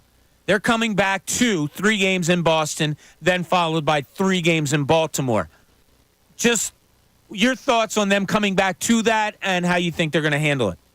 I mean, I don't have any reason not to think that they're not going to do the best to handle it. I mean, is it going to be a little bit brutal for them potentially? Just 2 baseball games in 5 days with the way just how routine everything goes for them. The one thing I will ask for, and this is a tough ask, but I'm going to ask for it anyways. Do it, Ray. I want a series win in Baltimore. Okay, I think you have to look at it like that, right? I'm okay. Don't get swept up in Boston. Boston, they've got tough starting pitching. You're coming back. I don't know how you're going to adjust to being back. Luckily, you do have, Wheeler, Sanchez, Nola going in those 3 games. The best asset you have right now is the fact that you're starting pitching. Anyone's going to look at it and say, man, that's a tough series. Are you kidding me? I'll be interested to see Saturday. I think every Walker start for me is going to be a point of intrigue to see where he's at Saturday when he goes against the Orioles. Because I think that's how the rotation is going to turn out for him, where it goes Suarez Friday and then Saturday we get Walker again. But you're going to have Suarez right now and Wheeler as your 2 bookends of that Baltimore series. Right. Man, oh man, would I love to be coming on the airwaves a week from today talking about them winning a series in Baltimore. I'm okay. Whatever you go 1-2 at Boston, all right. Yeah, all right. You're coming back from you're coming back from London. It's tough. Yeah. It's a long trip for you. Figure it out, iron it out in Boston. The cool thing is you have Wheeler going. Yeah, iron out Boston though. You've figured yourself out in Boston. Maybe get B-Gun a win when he's there, but ultimately I want to see you take a series in Baltimore. Oh, how many games are you going up for? I'm just going up for the last one. Oh, are Thursday. you? Flying up that day, staying for that game, staying for the weekend. Cool. So it'll be a good time. Hopefully, don't see that basketball team win or their fans happy. Right. But that's what I'm cheering for. And you would be up there possibly when the Celtics sweep. Yeah, and if they sweep, you'll be up when they sweep. Yeah, at this point, I think it's when they sweep, and I'm gonna cry. Not only have I not seen the Sixers pretty much get to an Eastern Conference Finals in my memorable life, right? I'm also gonna have to be in Boston when this team potentially wins the NBA Finals. When they win, makes me sick to my stomach. Makes me not want to watch sports anymore. It's all gross. right. So something came into my mind last night when I was watching the Boston-Dallas game. Okay, and when you're watching Boston offensively, Boston's amazing. We were talking before the show. There was like 10 of us gathered around, and we're talking about what Boston has done and the fact that they got rid of Marcus Smart and don't miss a beat. And they pick up a Porzingis and they get draft picks and they have a Drew Holiday and all the things they're doing. And you're like, man, this is just an organization. So I'm watching that team last night. I'm putting the question out to you guys. Would they be better if Joel Embiid was on that team? they'd be much different. Would it be better? Well, it's hard to say. It's hard to take a team that's going to win the NBA title and say, would they be better? No, it's not. Hard to get better than that. That's your goal. That's true. All right. That's true. But that is your goal. So they're as good as it gets. But, okay, would they, if they had Joel Embiid, do you think he would have made that team even better? And you got to look at the personnel. You have to look at how they play the game. Because Boston, when you watch them play offense, my God, it is like the lane is poison ivy. They don't put anyone near the lane offensively until they dribble drive or until they get the switch they want, and then they go and do what they want to do. Watch the Boston offense. It's like the lane is the Red Sea. It just parts and nobody goes there. I'm watching it last night. I'm wondering, and I know Joel Embiid is a perimeter player, all of that stuff. But the way they play and the way they go and the way that things go with them, can you honestly say they'd be better? And I know what you're saying, Ray, but with the Joel Embiid. You say all the time, they make it work up there. They find a guy, they make it work. Good point. I'll be honest with you. You give a guy Great who's point. won an MVP, who's one of the best players in the sport, I have a strong feeling the Celtics would say, all right, we're going to make it work with this guy. Okay. Let's look at some other teams that are in the playoffs that advance further than the Sixers. How about the team that beat them, the New York Knicks? You put Joel Embiid on that team, with the way they play and the way they go and the mid-range shooting of Jalen Brunson and all that, is that a much better team with Joel Embiid? The idea of Brunson getting crafty, maybe coming off Embiid coming up setting the screen, and Brunson being able to work with a little bit of a bigger size there. I don't know. I could find a way. Like, yeah, it's hard for me to say you add a guy of his talent and the way they work it. I would be interested to see Embiid with Thibodeau as the coach. That would be the part of it for me that I was like, I don't know how that would work out. But okay. I think they would welcome that. They were already trying to welcome it last offseason. Remember all the, right. Oh, yeah, they're monitoring how it's happening with Embiid. They think they'd be better with Joel Embiid. I think that would be fun to watch if you were, I think. Basketball fan-wise, not for us. No. I'm taking that out of it. I'm talking about the type of player Embiid is and how he would fit in system-wise, because I'm still trying to figure, as we all are, figure it all out. How do you make this work with a Joel Embiid? I'll give you another team, a team that went to the Eastern Conference Finals in the Indiana Pacers. Now, their style of play is get it and go, and go, and hit shots and drive to the basket and kick outs, all of the high-speed things. Does he fit there? Go ahead. No. I mean, the Pacers won as many Eastern Conference Finals games as I've seen Embiid win. So, like, ultimately, I think it comes to a question, I think, for a lot of people in this town. Like, does the best version of Halliburton mesh with the best version of Embiid? Because so many people will tell you, oh, they should have had Halliburton. It shouldn't have been the Harden trade. Well, would the two of those players have worked together? If that's the real run and gun, if that's the way Halliburton's best used, would Embiid and Halliburton have meshed to the point with? And again, I think you say it all the time. Great players put them together, you figure it out. Like I do. I agree. I think if you were given the two of them in a system, yeah, you could find a way to make the two of them work. All right. How about the Dallas Mavericks?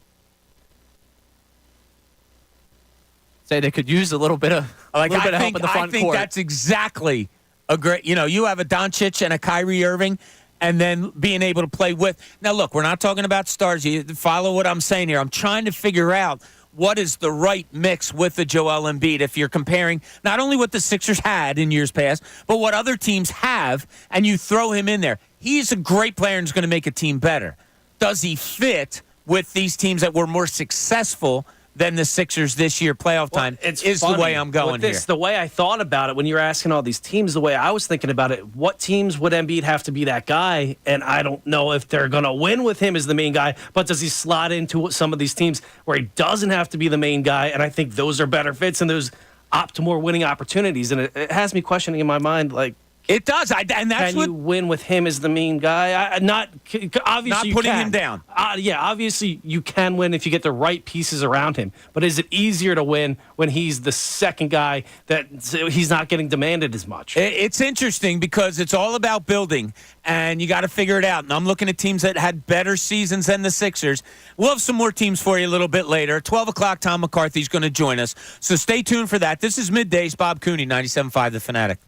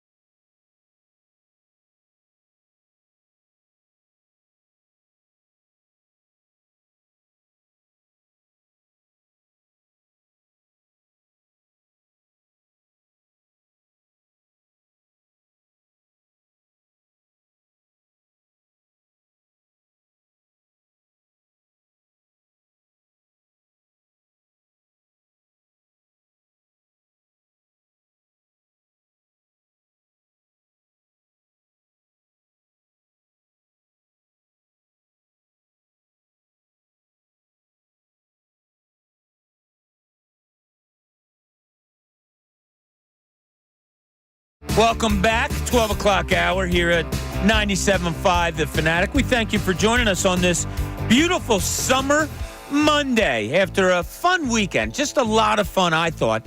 Watching the Phillies, watching Phillies fans, seeing a lot of stuff on social media about how much fun the fans were having.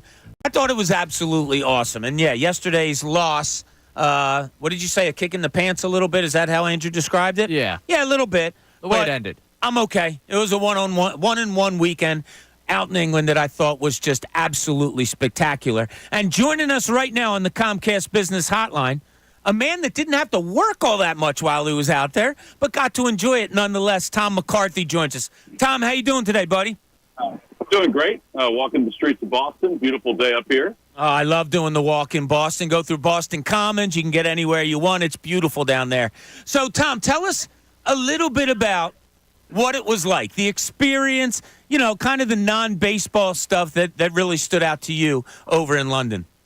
Well, I can only compare it to the NFL because I've done 5 or 6 NFL games over there, and I thought it was very similar. I thought the activity was pretty much the same. Now, I will say that I've done one Eagles game over there for Westwood One, and I thought it was very similar to that as far as the fan base goes, which, in reality is what you're looking for. The energy level of the Philly fan and just the amount of people that were over there was incredible.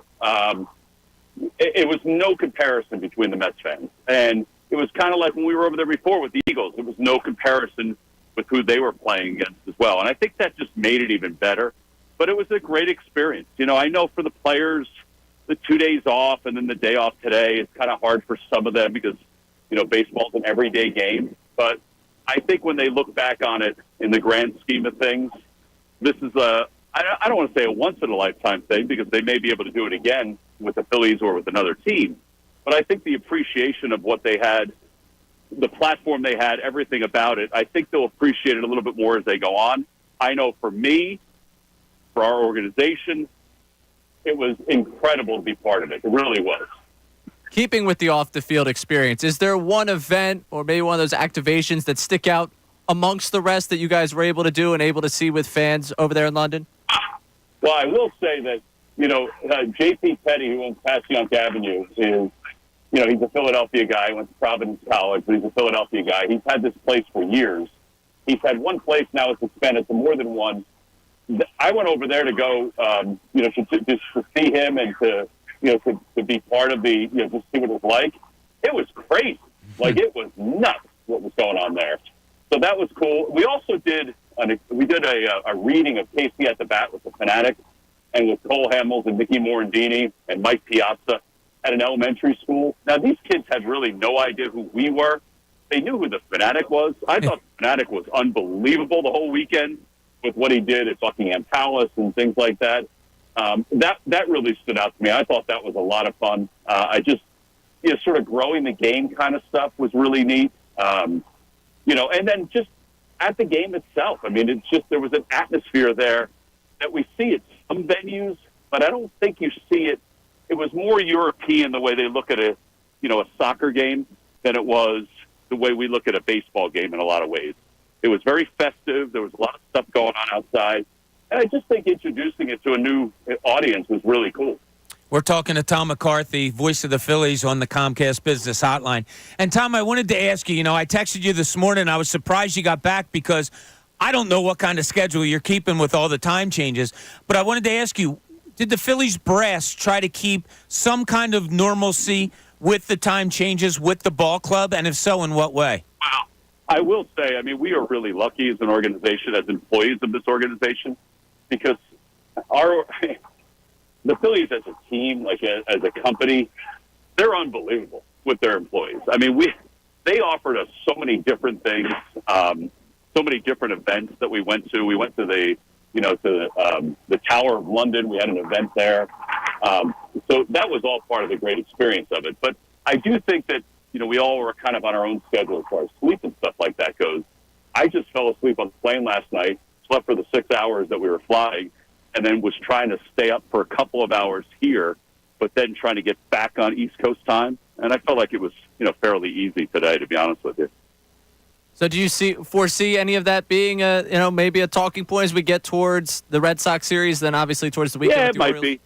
It might be. I mean, last year we swept the Cubs when they came back. So, I mean, we recognized what what they were fighting when they got back. I mean, I don't know. I mean, I think these guys are – I never see things phasing this team as much as some other teams, honestly.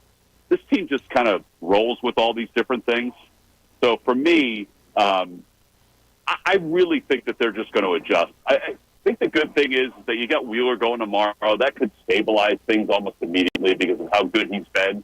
So I don't see it having an effect, but I will acknowledge that last year we swept the Cubs in Chicago. We were the team that they faced after they got back, and it definitely affected them in some way. Tom, some of the injury front. Now, real quick, first question. Did Wheeler just come back with the team as normal, or did he come like a day early or anything like that? No, he came back with the team. Okay. He was working out the whole time. He was throwing. He was doing different appearances. I think that they thought about having him start Saturday or Sunday out there, and then they just figured, what the heck, just kind of keep him on the same schedule. Hey, guys, how you doing? I think that was something that they sort of consciously looked at, was to try to keep him on his, try to keep him on Tuesday's game because they had to get Sanchez in. They didn't want to disrupt Walker. They wanted to make sure the bullpen guys got work. So he threw. He seemed content. He kind of took care of his body while he was over there more than anything else. He didn't go out a lot, he said. So I think he'll be ready to go. I thought a pretty cool thing also, Tom, was that Trey Turner was there, obviously, but they were talking about him running on the soccer field right next to the stadium and all that. Where do you think he is, Tom? I think it's the end of this series or the beginning of the Orioles series that he'll be back with the team. I don't think he's going to go out on a rehab. It's his choice, and I think he's just chomping at the bit to try to get back. So I would be very surprised if we don't see him at some point this week. He looked good yesterday, I thought.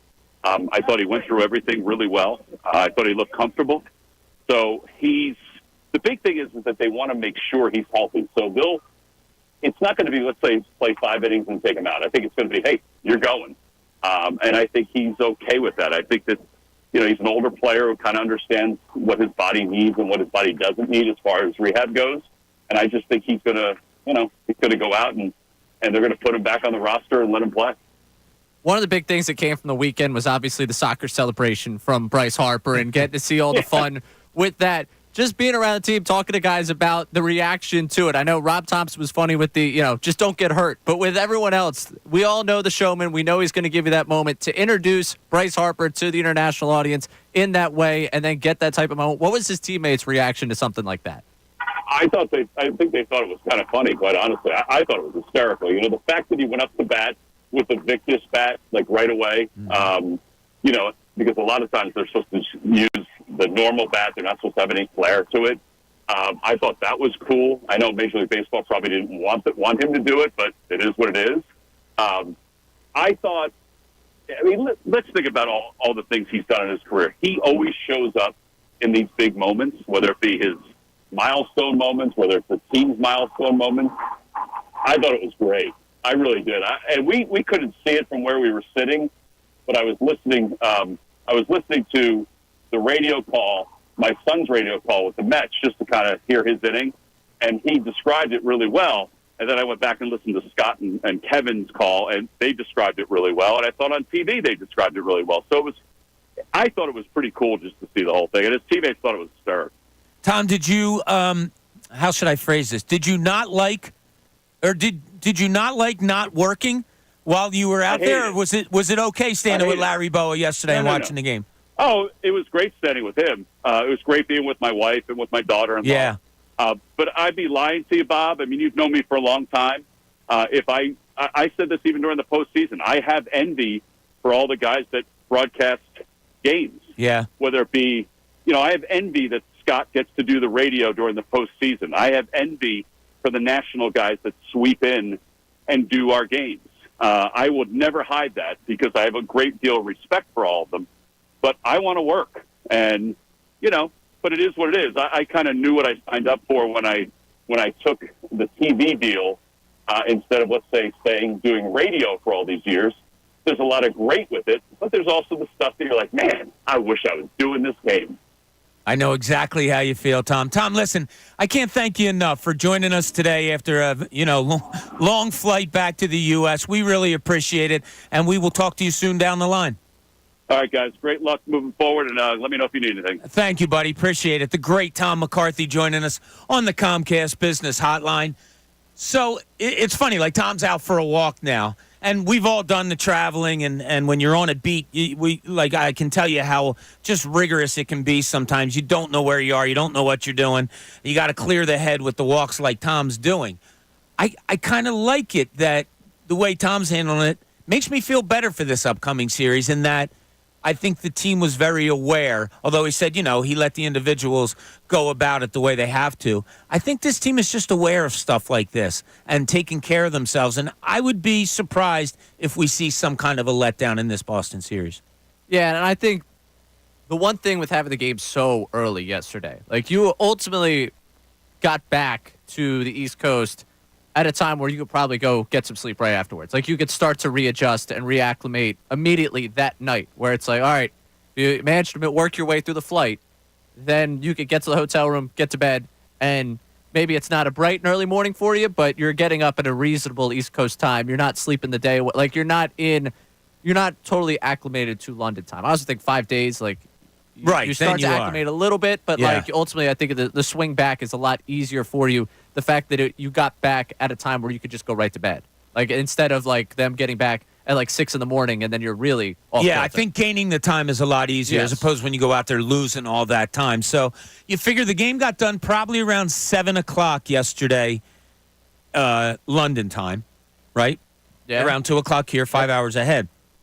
After they do post-game interviews and all the things that they have to do, I would say the flight probably took off 10-ish over their time, right? So 5 hours beyond that, that's like 5 o'clock our time, 6 hours. So they were probably in Boston in their hotels probably around 1 a.m. or so. So almost, if you can say it, almost kind of a normal night, like you said. Right. Tom said he stayed up a couple of hours just to get acclimated. So, yeah, probably went to bed late, got up a little bit later this morning. But interesting what he brought up, that the Phillies swept the Cubs last year after the Cubs went on the trip. Right. Now, I guess it comes down to, and he kind of, I want to say, like, curbed that comment with, but why wouldn't you have faith in this team? Like, and I agree with that. And that's ultimately where it comes down to. Like, this group, them losing to close out London, like, do I think they're going to, have any sort of letdown after the way that game ended? If anything, I think there was a little bit of thought process on that flight home. Like, we left one there in London. Like, we should have had that one. That should have been ours. We should have came out there with 2 wins. Just the mentality they seem to embrace this year. It seems to be, one, I don't want to call it playing with a vengeance, but a little bit of that. Like, from last season, the way they've started this season, and then, we let one slip in London. And there's something to be said when an announcer, somebody that's with the team all the time, and I was around that, like with the Mark Zumoffs and the Ala Abdul Nabis and, different people like that, they get a real insight. Tom just, standing and talking with Larry Boa for, I don't know how many innings he was with them yesterday, but they showed it on TV quite a bit. The kind of knowledge you're gaining when you're standing with, and look, Tom McCarthy's probably stood with Larry Boa thousands of times to watch games. But for someone like Tom McCarthy, my point being, to say what a tight-knit group this is, that isn't put out there easily. It's really not, and trust me on it, by an announcer, by somebody who's around the team all the time, because as much as we see the really coolness on the outside looking in, they also see, the little bits and drabs of not so coolness. That's going to happen over a 7-month season. For Tom to say that, I think, Ray, is means a lot. Means as much as any player saying it. Oh, yeah. And I mean, I think that's not something you just throw out there. And I think, honestly, with what we've seen with this group, too, him saying it is just more confirmation for what you already feel with what you've seen with this team. Like, he sees it, he understands it, and on top of that, like, he sees it the way we see it, and he sees it way more in the sense of, okay, yeah, he's not just going to say, we can just say that from like, oh, yeah, it looks like they're having fun on TV. He knows what they're having, like how they're enjoying it and how they're getting along. And, he knows what that flight was like. So I think, yeah, the way you put it there, he's not just going to tell you that just to tell you that. And I use that as a reference, kind of, B-Gun. Like when Joe Girardi got fired. Okay, I think it was right around when he got fired or just before or after or whatever. Nick Castellanos came out and said, I don't know. I only talked to the guy twice. Talked to him once in spring training and once after that, and that's it. I brought that up to somebody, and they said, yeah, we knew that. Insiders knew that there was some disconnect there. You don't talk about the disconnect all that much, but if there is disconnect, you don't talk about things being really well. I wonder, I don't think there's much disconnect on this Phillies team right now. No, not at all. And just to compare it to the team that plays across the street, all you heard about the Eagles during the season was this is the most miserable 10-1 team. Those were the whispers coming out of NovaCares. They're miserable, right? This team, they're so connected. They go out to concerts together. They go out to random dinners together. They just enjoy being with each other. It's impressive, and I think it kind of gives me like the vibes of the 2017 Eagles, where that team, all you heard from the NovaCare Center was, this team's so together, they have fun. That's all I see from this Phillies team, so I think great things are going to come. And like you said, you're not hearing that from a Tom McCarthy if it's not true. Yeah. Like, he's not just peddling whatever the Phillies want to say. He sees that on a day-to-day basis. Yeah, he does. And you don't. I'm telling you, you don't. I've seen teams that you thought things were really good, and you bring it up to somebody in the know like that, and you kind of get that blank stare. Or you got, oh, okay, yeah, if you think so, that's cool. And it's funny to go back to the Girardi thing. That team was, it's the same. You didn't know anything about No, him. it's the same core too, right? It's the same core of guys, and they were there. The whole idea of that clubhouse being together in a tight knit unit was there, but the manager at the time couldn't get it done. And then look what Rob Thompson's done in his 2 calendar years of being manager. And you know Changed what? the city. Yeah, and John Kincade did a great job when we were doing the show together back then. And he talked about, he goes, does this team have an identity? Like, who talks on this team? We know Reese Hoskins would come out and talk to the media. We knew nothing about Kyle Schwarber, JT Realmuto, Alec Bohm, whoever it was back then. We didn't. And I think that was the uptightness that they were feeling with a manager like that, right? Oh, yeah. I mean, I think everything that they say about Topper is, he lets us be ourselves. He lets us do our thing. I mean, that's great. Like, him sitting there laughing and joking at Harper doing the soccer celebration. Yeah. You think that would have been similar under a different manager? Could have wrecked your knees. Yeah. Come on. What are you doing? What are we doing here? Like, I'm sure he rolled his eyes when he did it. Like, I'm sure Topper was sitting there like, oh, man, don't do this. Like, but ultimately. I thought it was awesome. Yeah, you let him be. Oh, I thought it was awesome, too. Yeah, right? I mean, I'll be honest. My gut reaction was like when I spun. Get up. Like, oh, good. It all worked out. Yeah. That was great. Those are the things you need in a 162-game Oh, season. yeah. Like the London series was fine as it was. It's probably a big enough story. But imagine they go on and do great things this year, and you're going to come back in that season-end movie that they always put together, and you're going to see Bryce Harper doing the slide celebration. Like, it's going to be one of those memorable moments as long as the season goes the way we want it to. Also, while we're on the topic of this London trip and the way it impacts teams. Yes. The Cubs coming back. They did get swept by the Phillies. That was late June Phillies last year. That was just when they had started to click and they were just rolling through people. So Yeah. I don't know if I think Tom's definitely right to say there was some fatigue for the Cubs that maybe led to that them getting swept. But with that said, The Phillies were getting really good. the Phillies Kyle were Schwarber just was June. Kyle Schwarber. were just rolling at that point. And Like, the they Cubs got aren't the Phillies. Yeah. Like, the Phillies are an unstoppable force right now. they got Unstoppable force. Can't beat that. All right, 12 o'clock hour. It's brought to you by Service First Heating and Air Conditioning. Get 0% financing for 72 months and a $500 rebate when you purchase a complete heating and cooling system from Service First. Learn more at servicefirsthvac.com. All right, when we get back, got some people on the line, want to talk about Phillies over the weekend a little bit. We have some text messages. Feel free to call on in. We have a lot of topics on the table today. 610-632-0975. Any reaction you might have to the Phillies weekend, to what Tom McCarthy had to say, anything at all, we are here for you. This is Middays, Bob Cooney, 97.5 The Fanatic.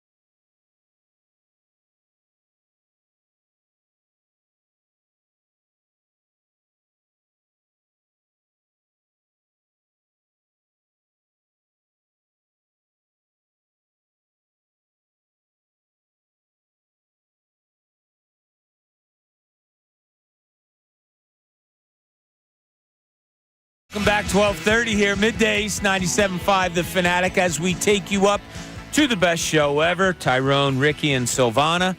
And, of course, at 3 o'clock, huge announcement. Tyrone will be making it on behalf of the station. Is that fair to say, on behalf? Well, we don't know what it is, so I can't even say. I'm just going to say on behalf of the station, Tyrone is making a big announcement at 3 o'clock today. I think Silvana knows what it is, don't you? See, wow. Unbelievable. Us, really? And I don't care. You know, Dylan tried to come in and ruin it for all of us, but he didn't. I think Ray and I are the last two people to know what's going on here. But Greg in Bethlehem wants to talk about the last play yesterday. Greg, you're on 97.5 The Fanatic. What's going on? Hey, guys. I think we were extremely unlucky. I mean, how many times have you seen bats explode, and very seldom does the ball end up 5 feet away from the home plate? You know, if it goes another 5 feet, the catcher's got to go out and field it. He's going to have to play it first because he can't get back to the plate in time to stop the run. So, you know, I don't think I've ever seen a bat explode like that and the ball only go 5 feet. It was kind of wild, Greg. I think the announcer said it. I heard somebody say yesterday it's the shortest double play they've ever seen hit. The ball went all of about a foot. But, yeah, you're right. Bat explodes. But when you look at the overall weekend, the London thing being the theme and the Phillies, they go 1-1 or whatever. What was your takeaway from it, Greg? Well, I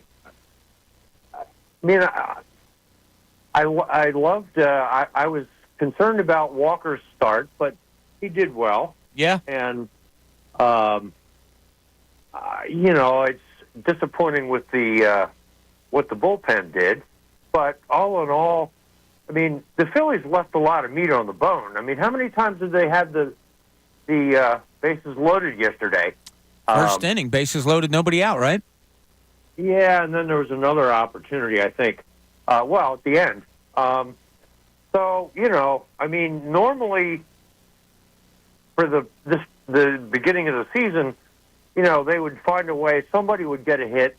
It just seemed like somebody was stepping up, and it just didn't happen yesterday. But you know, all in all, I'm happy with the way they're playing. Yeah, I don't think we can fault that. Greg, thanks so much for the call. It's funny. So I asked Greg the question, what did you take away from the weekend? And Greg who sounds like he's been a baseball lifer, Greg went right to the play on the field. I was more looking at, and maybe I do look at this weekend, more of the all-encompassing England thing, and that makes me feel good. Greg went to the baseball part of it where it might make you feel like, okay, it was a split against an inferior team. You had chances to win that game yesterday, and you didn't. What's your overall look like? Do you factor in the England thing, or is it just, it's just baseball played on a regular diamond? I mean, yeah, I factor in the England thing, but yeah, I think with him looking at the last play yesterday, I think he was all locked into the baseball thing. Yeah, I think they win 2 games over there. Like, they win yesterday's game, and everyone might just be talking pomp and circumstance today. Like, I think yesterday, for the people that really, I don't know, have closed themselves off to believing this early, that's like, oh yeah, they didn't bring in runs. They didn't, the bullpen did their thing. Like, I'm not saying Greg's like that, but I think that's where a segment of the fan base is with the game yesterday. I don't know how, again, yesterday, like when you mentioned they didn't bring the runs in. Look at the full season on this one. What's the bigger sample size? Yeah. Yesterday or all the runs they've scored this season? Like, that to me, again, and if we're saying they were lucky to get that double play at the end of the game, that means that more times than not, that's not going to work out for the other team. Like, yeah. He probably gets one of those 2 outs. The way the bat splinters, how short it goes, like, there's the Torrance moment. Congratulations, man. Like, Mets video yearbook, that's the high point. There's your game winner right there. And my God, look how boisterous the Mets fans got after that win. I mean, they seemed silent all weekend long, didn't they? Yeah, of course. Yeah, it just whatever. As Tom McCarthy told us, it was just Philly took over England. I thought it was one of the best things that came out of the weekend. I mean, I thoroughly enjoyed the weekend. Would have loved to have a win yesterday, but I just thought all in all it was really cool. Now, the big part of it is, how do you go into this weekend? Because you're at Boston, you're at Baltimore. Baltimore's a really good young team, and they're fun to watch. And as I said before, I have family down there that gets out to games.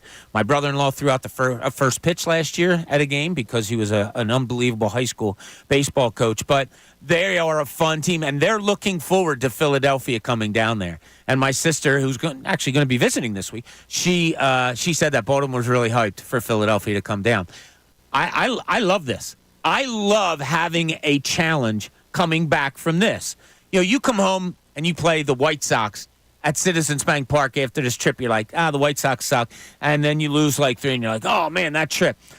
I think this makes you look at these games if you're a Phillies player, but I think they do it anyway. But I think you're dead set. Like, you're ready. Like, you're honed in on what you have to do in these next 2 series. Yeah, they're honed in on what they have to do, but you could be honed in and still be impacted by it. I wouldn't mind if the White Sox were on this part of the schedule. Well, I wouldn't mind if you come back, you get a nice cupcake. All right, yeah, we got things clicking, rolling again. Like, ultimately, they can go up and take 2 or 3 from Boston, and then I'll be like, all right, well, it didn't have any impact on them. I'm cool with it. I'm excited for the Baltimore series because I think it's a nice. I think when you play it at this type of clip through 65 games, I don't need a test necessarily to tell me whether or not I think you're good. I've watched them. They play good baseball. They're a good baseball team. I don't think 3 games will outweigh what I've seen for 65 or at that point, 68 games. But I think it will be a nice test of, all right, we're looking at another team that has expectation placed upon them this year. Another team that, was, won 101 games last season. They got their first taste of the postseason. They didn't like the way it ended there, but that also means they're playing this season with a little bit of a vengeance, come back and prove that last season wasn't just a fluke, wasn't just one-off. And I don't think anyone would call them a fluke what they were last year. They've built something pretty cool. But I think it'll be great, especially for the fans making the trek. Like we talked about making the trek all the way to London. Well, I'll be one of them that's making the trek down there Friday night, and I'm excited to see just one. Oh, you're going down to Baltimore Friday night? Yeah, my friend lives down there. So. Oh, nice. Yeah, looking forward to it. I'll be driving through Baltimore on my way up from North Carolina. That's right. Oh, well, maybe we'll pass each other. I'll wave. Maybe. Yeah. All right. Probably not. I don't think the timing's going to work out on that one. No. But I'll wave. Okay. I'll still wave. You can wave. Yeah. Zap up? Cool. No. Yeah. Zap up? No. But I'll keep waving. Yeah, but I'm looking forward to like just the collision, like the 2 sides colliding in that one. And again, it's not as strong of a Baltimore team given the fact they're dealing with some injuries to the starting rotation, but ultimately still a very, very good Baltimore team that, all right, you want to see this team play against another one of the true contenders? Here you go. You know what else I like about this? And this is like little kid-like for me, B-Gun. And that's that I thought the stadium was pretty cool over in England. Obviously, and then, it's different. So anytime something's different, it's going to be, you're probably going to like it. And I was texting with friends that were sitting like right behind the Philly, like 3 or 4 rows behind the Phillies dugout. And he was explaining the stadium all to me. That's cool. My favorite place to watch a game on television is Fenway Park. Now I'm taking Citizens Bank Park out of it. My second favorite place is Camden Yards. I love that they're going to these 2 venues, coming back from a venue that I never saw before. So to me, this is awesome. Yeah, I can't wait. I mean, it makes it fun, right? Because you're usually in the dead part of the schedule where it's like the summer grind, early June. There's nothing to look forward to. Maybe the All-Star game, the trade deadline's still 2 months away. Now you're going to London. That breathes some life into the season. Now you're going to Camden Yards. You're going to Fenway. Like it's stuff that's just aesthetically pleasing, but also just historically pleasing. Watching your teams go to these historic stadiums and hopefully put on a show. I mean, that's a short right field fence up in Fenway, so hopefully a couple of the lefties, hit some bombs out of there. I'll be sitting there on Thursday, so it would be nice to catch a little souvenir, give it to a little kid, actually. But that's what I would do. Look at you guys, the world travelers. Yeah, I mean, happy summer. I don't know if I can say I enjoyed the London Stadium. It took it took some time to get used to nobody sitting behind home plate. It reminded me of a little league field. But it was cool when you saw the overhead shots of the whole place and all that. Playing in a soccer stadium is sort of different. Camden Yards and Fenway, on the other hand, those are awesome. Yeah, that is cool. I was a little surprised. I didn't realize until this weekend that they built over the soccer pitch. Yeah, that they actually. Yeah, they had it like ice. You didn't see this, B-Gun, where they left the soccer pitch there. They built the baseball field on top of it. So almost like ice at an arena, and they put the basketball court on top of the ice. That makes sense. Yeah. So I was wondering why it was turf. And I was like, all right, why is Bryce Harper talking about tearing his knee up? If it's just grass, should be able to slide. Now it makes a lot of sense why there's turf on that trampoline. field. I mean, that turf was bouncy. I mean, the way By design, I'm guessing. Yeah, I think the way Lindor described it when they had him mic'd up. And by the way, I got to say this in baseball, and I love when guys are mic'd up out in the field. I really do. And I thought Lindor was great. We can hate him because he's a Met or whatever. He seems like a good dude, good down-to-earth dude, and was explaining the game really well. Got a ball hit to him on the first play when he was mic'd up. I thought that was really cool. But the way he described the second bounce, remember when we were kids, when we were kids. All right, yeah. Yeah. But you remember those like rubber balls he had that you would bounce, and the first bounce would be normal, and the second bounce it would take off? Mm-hmm. I think that's the way he was describing this ballpark, the way baseballs were going on it. Yeah, which is, I guess, a novel thing for a 2-game series. Yeah, yeah. Love it, but all right. I think someone was mentioning with the Phillies just getting out there and getting ground balls just to see what exactly it was. Oh, it might have been them talking about Weston Wilson. I don't forget who it was. Just talking about just getting out there and taking ground balls and. Okay, yeah, we're taking ground balls here because we have to get used to exactly what this field is going to do to that, because it was, it's in terms of the baseball purist, it's not necessarily the best type of way to have to work given the way that the field's set up. But again, nice circumstance, nice for them to take it out to London. I'm not against all that. I just think listen to them try and figure out how it's going to play.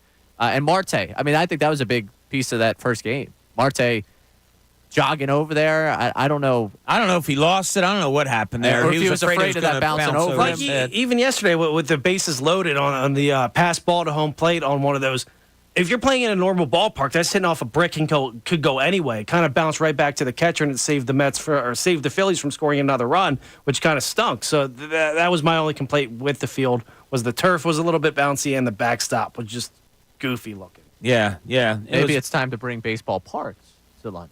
No? Yeah, just pick them up and take them over. Why not? I just mean like, hey, listen, you want to host over here? I thought Utley was cool when they were asking him. They said, is there like little leagues over here like you have in the U.S.? He said, oh, yeah. He said, I'm even coaching my kids. He goes, it's not as competitive as it is in the States. He goes, that's why I'm here.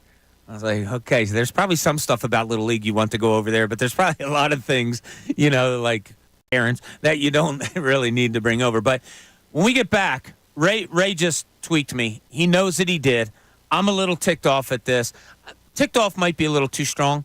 I was a little bothered, and Ray brought it up, and I know he did it on purpose because he wanted to stick the screws in the side of me to get me going.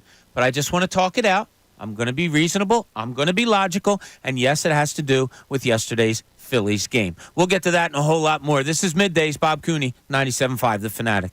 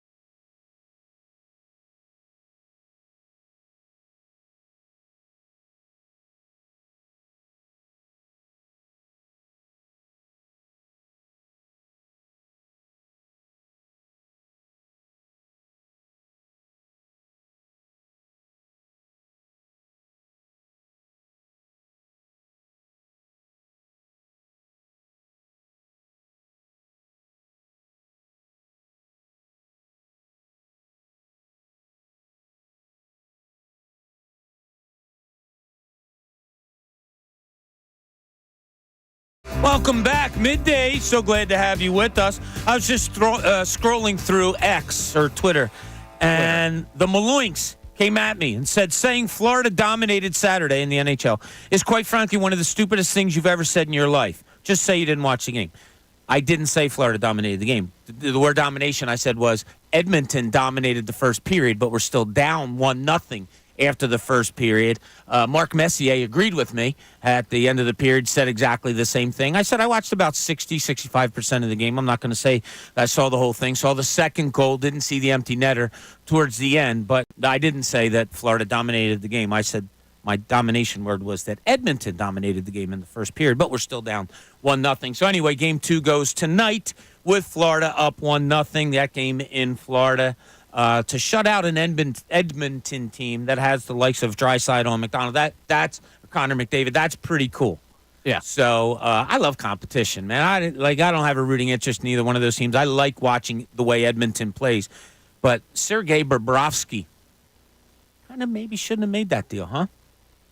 Yeah. I don't know. What do I know? Yeah. I didn't watch the game. So No, that's a good point. All right, I brought up a topic earlier. From watching the NBA game last night and watching the way the Celtics play their offense, and, you can have a night where Tatum doesn't have it, or maybe a Jaylen Brown doesn't have it, and they still just find ways. And last night it was Drew Holiday had 26 points. Everybody else was good also. And Porzingis still coming off the bench, got you double digits. I think he had like 12 last night. Horford did what he did in the starting lineup and just held that down until. But it started to make me think with the way this Boston team plays their offense, and I shouldn't even say team, it's the organization, if you've watched them through the last few years, where it is just so spread. And they do such a good job of dribble driving, and if it's not one pass, it's two passes to the open guy, or it's dribble driving to the basket, or getting the pick and rolls and having the other team make the switch that gives you the advantage. Whatever it is, it's really cool. And I started thinking last night, could Joel Embiid fit on this team? Would he make, and Ray made a good point, yeah, Boston probably will win the NBA title, so what are we talking about? Make them better. But what would Boston be like with Joel Embiid on that team? We went through Indiana. We went through a couple other teams. I'll give you a couple more teams here. If Joel Embiid was on Oklahoma City, does he fit? Would that be a much better team? They were the number 1 seed in the West. Is it like, oh, my God, if he's on that team, yeah, they're playing right now. Oh, yeah. Right? Are you kidding me? That was the one thing they That's needed. the fit. They needed the front Exactly. court. Yeah, now you have Chet Holmgren there, but Holmgren could slide out to a 4, no problem. Probably more built to be a 4. Yeah, I was going to say, right now, the build for him, he's not exactly fighting down low. No. As a thin guy myself, I understand the quality. There's advantages to that. Don't forget that. Yeah. I There's would say advantages for to a team you that being doesn't, you. A team that doesn't have it, though. For me, yeah, fine. Yeah, advantages for me. For Chet and that team, they could use someone that could fight down low. SGA with that would be a fun team. Yeah. So they'd be playing right now. Yeah. I mean, that's exactly. That would make this a series, actually. Right. Celtics would have some competition. Yeah. Now Minnesota, you already have 2 centers, 2 big men. Nah, there. all 5. Let's put 5 centers on the floor with that. Yeah. team. Right. So that's just high. Denver. No. Right? You got Joker. I don't, unless you're moving him out to a different spot and Embiid. That'd be interesting to see. But the whole practice here isn't so much. What I'm just saying is, where is the best fit of a Joel Embiid? Because that is the practice that the Sixers are hindered with, blessed with, however you look at it, this summer, and Daryl Morey having to fill a bunch of roster spots. As Joel Embiid is the only one signed, pretty soon it will also be Tyrese Maxey. Last team I'll give you, Cleveland Cavaliers. I mean, yeah, they'd be better with them. I think that would be a fun fit for him. Yeah, I was going to say, I think the upside of that team raises tremendously from a... Are they 76ers like, though? You have a Donovan Mitchell. You have a Tyrese Maxey. You have, some other pieces there. They're probably... Kevin Love coming off the bench is still, pretty good. So, I don't know. I just thought it was an interesting way to kind of look at things because... we're talking about fit. We're talking about getting whoever around Joel Embiid. You would normally say one of the top 3 players in the league, yeah, put them on this team damn straight. They'll be better. They'll be fine. But with him, it's such a fit thing, and that's what we're looking at through the summer. You took me off with the Kevin Love thing. That's what. What's that? The Kevin Love thing. Heat. Oh, what did I say? Yeah, Cleveland? yeah. Oh, I'm I don't know where he sorry. had to come I'm off the sorry. bench. No, the my Heat fault. also would enjoy having Joel Embiid. That like to me, this conversation, like the one thing that the Celtics have been, I guess, blessed with in this time, like they've outmaneuvered the Sixers at every possible turn. Like, but it's not even close at this point. Obviously, why they're on the brink of a title. The one thing that, like, when we talk about the way they play, you can't play that way with the teams that they've constructed. And it could be an Embiid thing, but also as players they put around Embiid thing. Like that's just not the free flowing nature of the guys they brought around. Right, and it's a chicken or egg kind of conversation with them. It is, and it's this is where Daryl Morey, he's got it tough. I mean, is it great the position that he's in? Sure, you could look at it that way, but you can also say like, ooh, it's really tough because I don't know where he should go. I've admitted I don't know how he should build this team because I've seen Paul George. All right, you're definitely a Paul George. Okay, George. I teased this before we went to break. You don't even know what you did here to kind of get me a little triggered. You mentioned a name on the Philadelphia Phillies. And you said, oh, yeah, and he was in there yesterday, and you were describing something. Oh, Weston Wilson. Home run robbed? Really? I mean, okay, you're in London. You just call Weston Wilson up. You're going against a lefty. I'm sorry. Can Bryson Stott just be out there? God bless you, Weston Wilson. And was it his wife that had the red dress on? Whose wife was it? Remember that hullabaloo when somebody came up and their wife? I think it was him, and it was the Michael Lorenzen. Liam went over and gave her like a hug because he was the Michael Lorenzen no hitter. It was the same game where Weston Wilson came up. Okay, yeah. And his family was all there. Yeah, right. You're thinking right. Okay, so I mean, really, I'm not bitching and moaning. I'm just the littlest thing that irks me, for lack of an even lesser term. Like, I gotta see you put out Weston Wilson in there yesterday, and Bryson Stott's going to sit the bench. Why? Because you want everybody that came over and traveled to England to be on the field. Well, Weston sounds like an English name. Yeah, good point. Good that call. very, very good that point. That has to go in your mind when you're making decisions on who to play. I swear, I thought I was going to get a text from Ray if he wasn't, wasn't feeling so sluggish yesterday morning. I was literally driving back home during this game. Okay. When they announced the starting lineup and Weston Wilson was in there at second base, I swear I thought you were going to text me and go, I thought of you when I saw it. Oh, did you? I did, yeah, 100%. I was like, yep, somewhere out there Bob's losing his mind before 9 o'clock. And it's not. I'm not losing my mind at all. It's just kind of come on. Please, Bryson Stott, why? If DJ Stewart doesn't make that catch colliding into the wall, did he look goofy catching that too? Does this fall into the nitpicking category that we were discussing earlier? Oh, it absolutely does. Yeah. Oh, it absolutely. I totally admit it absolutely does. No, I'm not going. It's just one of those. If I could raise one eyebrow, yeah. Yesterday morning, looking up from my bacon sandwich and orange juice and tea, I might have gone I can't do it. Can you raise an eyebrow? One? No. But I don't know. Does it get to you at all? Do you see Weston Wilson on a what I consider a big game? You're in England. That's cool. Let's show what kind of dominating team you are. And you got Weston Wilson out. Yeah, it kind of got to me a little bit, but it also went to the wayside when they could have started Zach Wheeler because they had the extra day at rest, but they decided to just go with the normal rotation and throw Taijuan Walker out there. So I'm glad they just went business as usual, right? Because if they decided to change the way they do things just for a big game, I would have more problems with that. Just go about it business as usual. When I'm looking at the game, though, I want to watch Bryson Stott 1 million times out of 1 million over Weston Wilson. I don't ever want to watch him. Call me selfish, call me whatever you want, but I was a little disappointed Bryson Stott wasn't in there yesterday. All right, when we get back, there's been a lot of talk about this league over the last couple of weeks. Good for it, bad for it, whatever it is. It's like they say, good or bad press is still press. It doesn't matter. You want your name out there. I want to talk a little bit about that. Plus, we'll dive into some more Phillies and Eagles, Sixers, whatever you want to talk about. We're here, 610-632-0975. You want to call us? We have a couple of texts that we'll get to. This is Middays. Bob Cooney, 97.5, The Fanatic.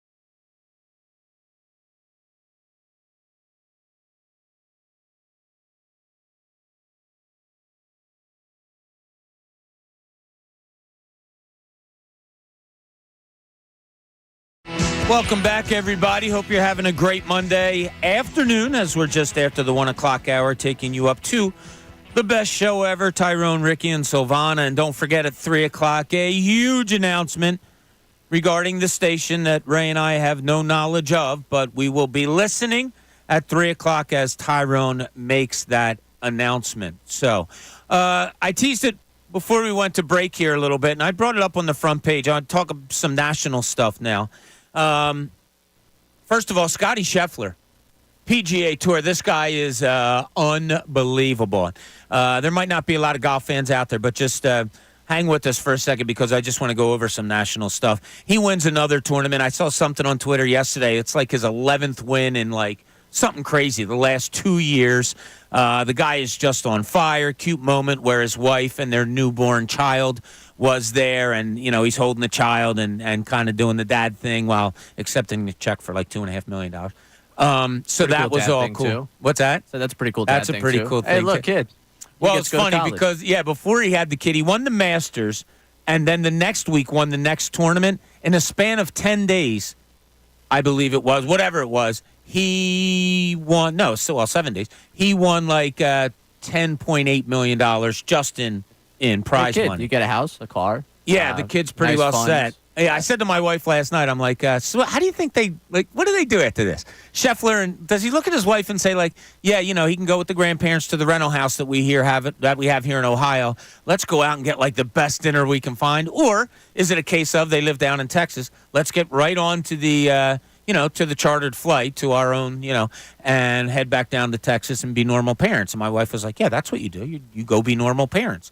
Yeah, I'd kind of be shocked. I would still be in a state of shock if I was Scottie Scheffler going back to a couple weeks ago. I wouldn't want to be out and about yet. Good I would just point. be scared to do anything. Great point. So you get that unbelievable meal delivered. Yes. To that private jet, and then you fly down to Texas. That'd be a cool way to go, I'm out too. at the restaurant. Yeah. Nice dinner. Hey, we'll catch up with the newborn soon. Don't worry. I don't know. Gunnar makes a pretty good point there. And the other thing about golf, it's funny. I was just saying to you, Ray, you have the U.S. Open coming up this weekend at Pinehurst. All weekend long, all I've been seeing is highlights of Tiger Woods practicing at Pinehurst. And I said to Ray, when is going to be the time? Because I think a lot of people are there already. When is it going to be the time to let it go?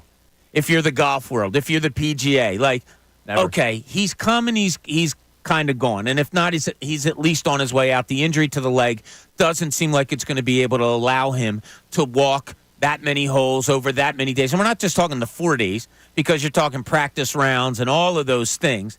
It demands a lot out of that body, and his body doesn't seem to be able to hold up. Is there going to be a point where you're going to see like that shift of, like I talked about in the natural, where you're looking at one subject and then you say, uh-oh, the other subject's even better, and it's going from Tiger Woods to Scottie Scheffler?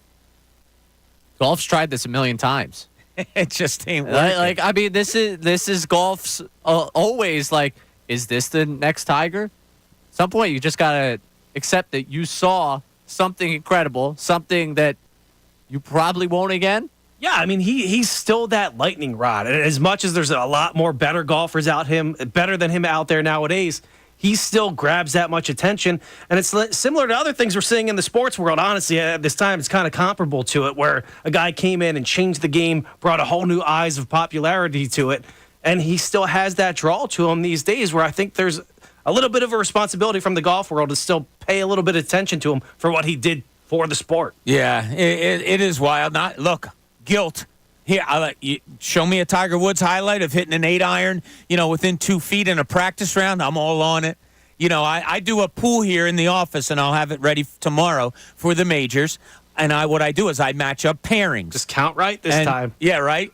No, I counted right. Ray has it in his phone.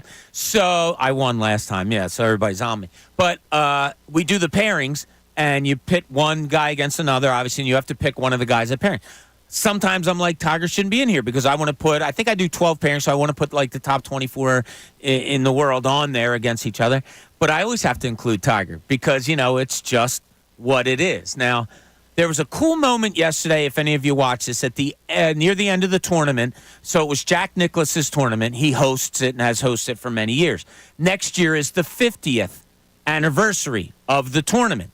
They, I guess, honor somebody as like, for lack of a better term, Grand Marshal of the tournament every year. Next year it's the 50th, and Jim Nantz goes to Jack Nicklaus. Now, a guy that's world famous, obviously maybe the best golfer of all time. And he says, and Jack, next year for the 50th, who is this? I forget the term, but I'll say Grand Marshal. And Nicklaus just starts bawling his eyes out. Couldn't even get a word. He's like, well, Jim, I got to and it was so heartwarming because Jack Nicklaus, I think now is in his I think he's like 84. And the Grand Marshal, again, lack of a better term, is his wife, Barbara, next year. And he was so filled with emotion that I thought it was awesome, like the engine behind the train, and he was cool. He's like, I've been honored in every which way. He said, but somebody honoring my wife, that means so much more to me. So I thought that was really cool of Jack Nicklaus yesterday. All right, so what I teased before we went to break was a lot of talk about this league over the last couple of weeks, Ray, and it's the WNBA. I mean, talk about, Caitlin Clark getting pushed around and Angel Reese playing really great basketball and, just other things. They're keeping their name in it. For them, I got to give applause. Yesterday, it came up because there was reaction that Caitlin Clark was not named to the 12-woman Olympic roster. Ray, you call women's basketball, college women's basketball for Temple University. You have your hands on it. You've seen a lot of these players of which we are speaking. What's your thoughts on it? Okay. I mean, that's she wasn't selected. There's been plenty of athletes not selected to be on the Olympic team before. I understand she's had this firestorm before. She's been a pro athlete now for, like I think you said at the beginning of the show, all of 12 games. She's been playing basketball now, for her season, since the beginning of November at this point, from the beginning of Iowa season to right now. I don't think it's going to be the worst thing in the world for Caitlin Clark to get a little bit of a break. And honestly, I think the worst part of this decision is the discussion that's been had around this decision. Ultimately, you can find 12 better women's basketball players to compete on the international stage right now. You might not find one more popular, but I promise you, NBC is not going out of business because Caitlin Clark's not on the Olympic team.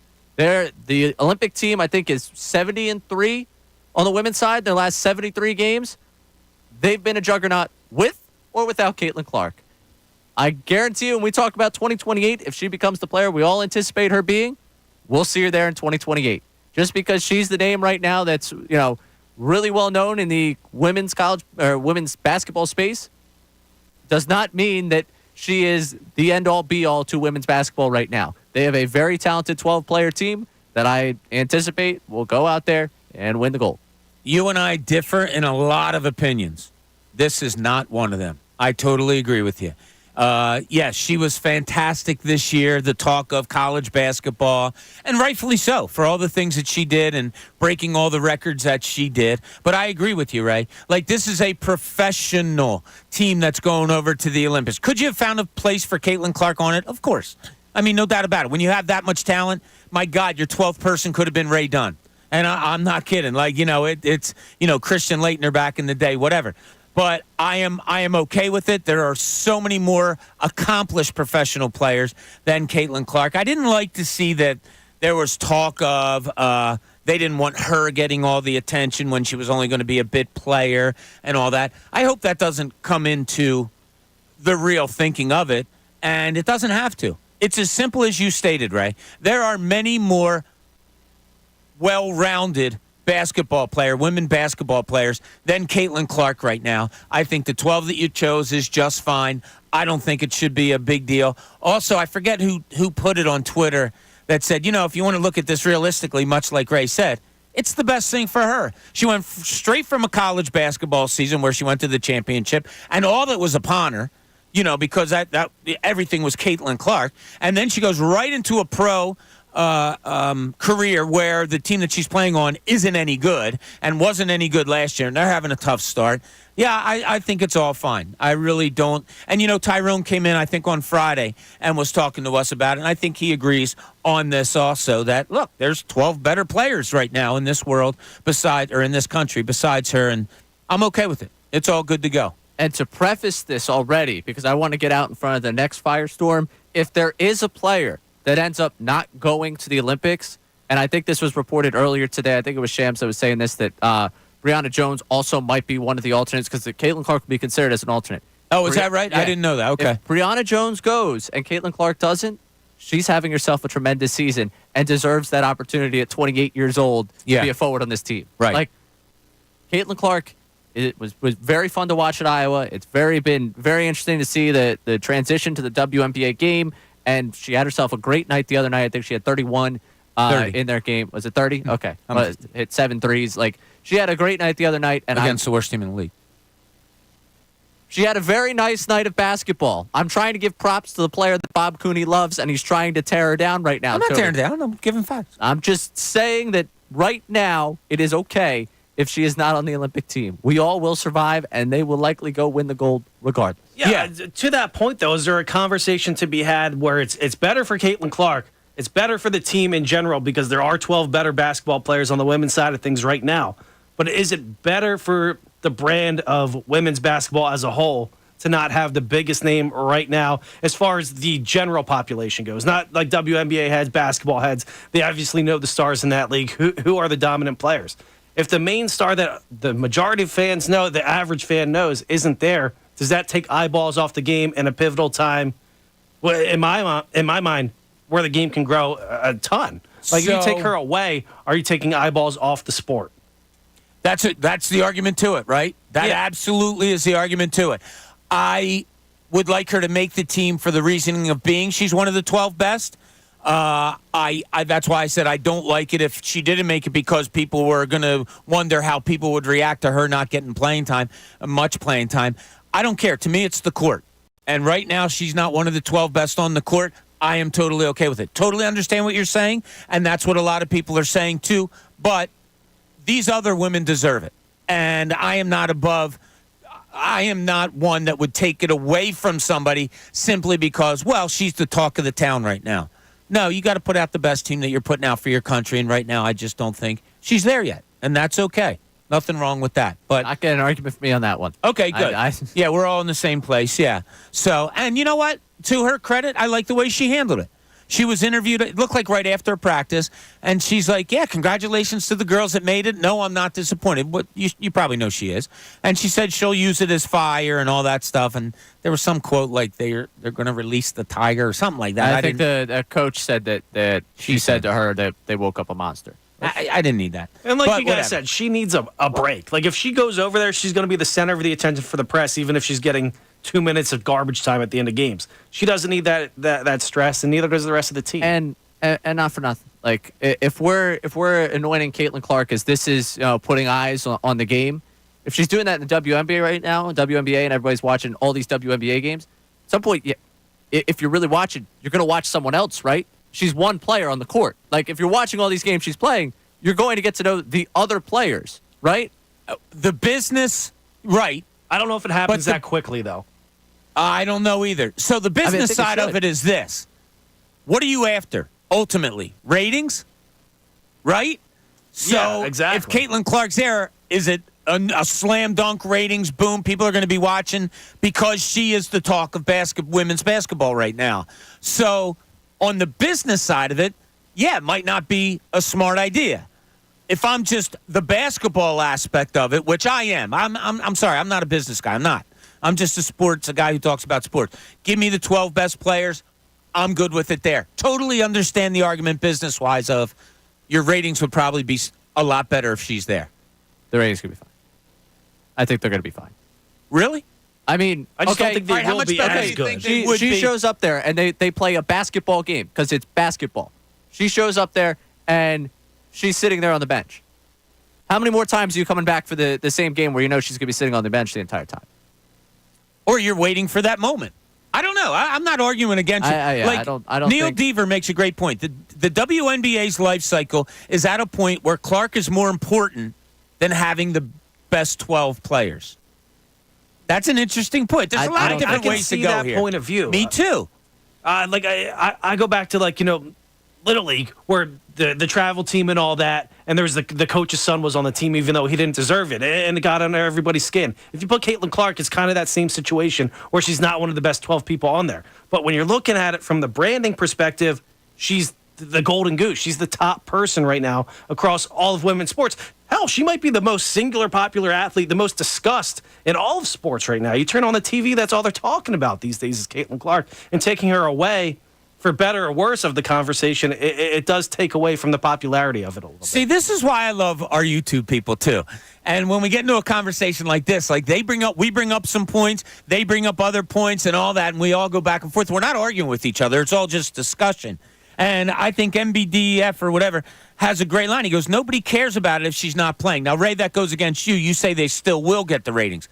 How much better do you think would the ratings be? Do you think it'd be significant or not? Well, my issue is like, okay, if she's not playing, I hear you. If you're tuning in for Caitlin Clark and she's not playing, how long? Like, are you going to stick and what? Like, to me, I think that the ratings are going to be what the ratings are going to be. Like, they're going to go to the Olympics. You're going to watch these games, and for those of you that were interested in it, like, I think there's a lot of people that are just grandstanding on this one that are like, Caitlin Clark just has to be there. Has to be the ratings. I don't know. You watch sports to watch sport. You say all the time, I watch competition to watch competition. Yeah. Like, the Olympics are going to be great basketball because it's basketball. Like, that to me, she's not going to be a part of it.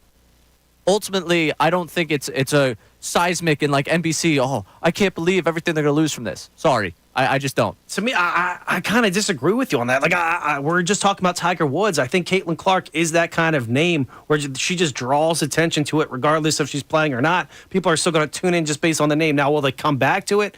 That's another argument to be had. But if you're blowing teams out and she is getting tick at the end of the game, then the average basketball fan is not going to know she's only getting tick at the end of the game because, or the average new fan that is watching now because of Caitlin Clark isn't going to know she's only getting garbage time. They're just going to say, oh, she's playing at the end of the game. I'm going to watch until the end of the game. If Tiger's +5 on Thursday, you come back Friday? I hear you, but here's the other thing about it maybe. So, business aspect, and I've already given my thought. Bob Cooney, you're in charge. What are you doing? I'm sorry, I'm grabbing 12 best players. I am. That's just who I am as a sports person. I'll say this to you, though, Ray.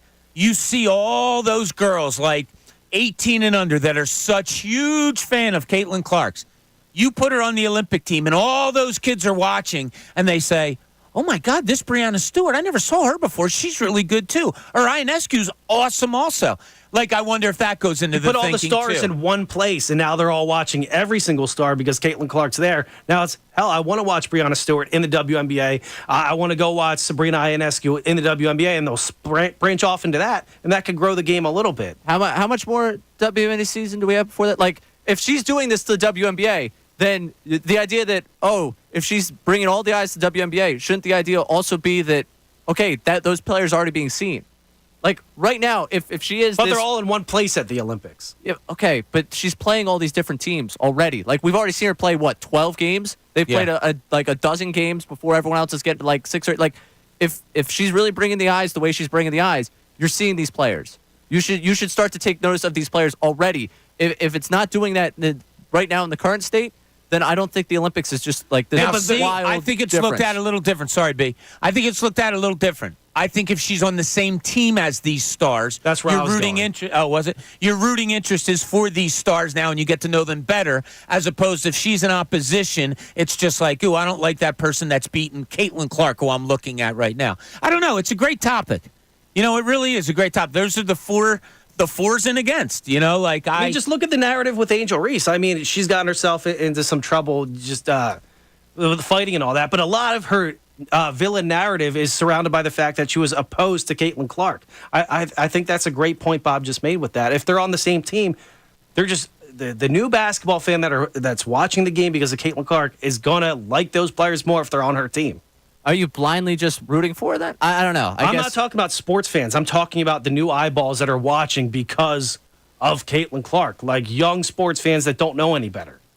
Yeah. I guess if you're just blindly rooting for it, fine. Like, I don't know. If you're watching just to support, like, to watch the game, like, in that case, okay, yeah, the Caitlin Clark angle's cool, but there's also, I think if you're sitting there watching it and you just do 4 quarters of just, Caitlin Clark, I don't know. Then maybe to me, you're missing the rest of the game that's happening. There's not enough players on the floor. The one thing you said that I wonder about, and this is an honest question on my part, when you said it's going to be great basketball because it's Olympic basketball, does USA dominate the games like the men do women's? I think they're 70 and 3. 70 and 3 So, like, is it going to be great basketball or is it going to be blowout after blowout? So then you go to the reasoning of, well, if it's blowout after blowout, to keep people interested, maybe you bring Caitlin Clark off the bench and she does. There's so many different ways of going on this. And look, I'm not going to say one's wrong, one's right. It's so many different ways of looking at it. So good conversation there. Thanks to our YouTube people for joining in on it, because some of your ideas on there, almost all of them, were absolutely phenomenal, and we appreciate that. Just keeps the conversation flowing. All right, when we get back, we'll look at a little bit more of all the things that we've talked about today, with a few minutes to go until the best show ever, which is going to have a huge announcement by Tyrone Johnson at 3 o'clock. I'm not going to lie. I might sneak out of the studio right now and see if I can, get it out of him, but we'll see how it all plays out. This is Middays. Bob Cooney, 97.5, The Fanatic.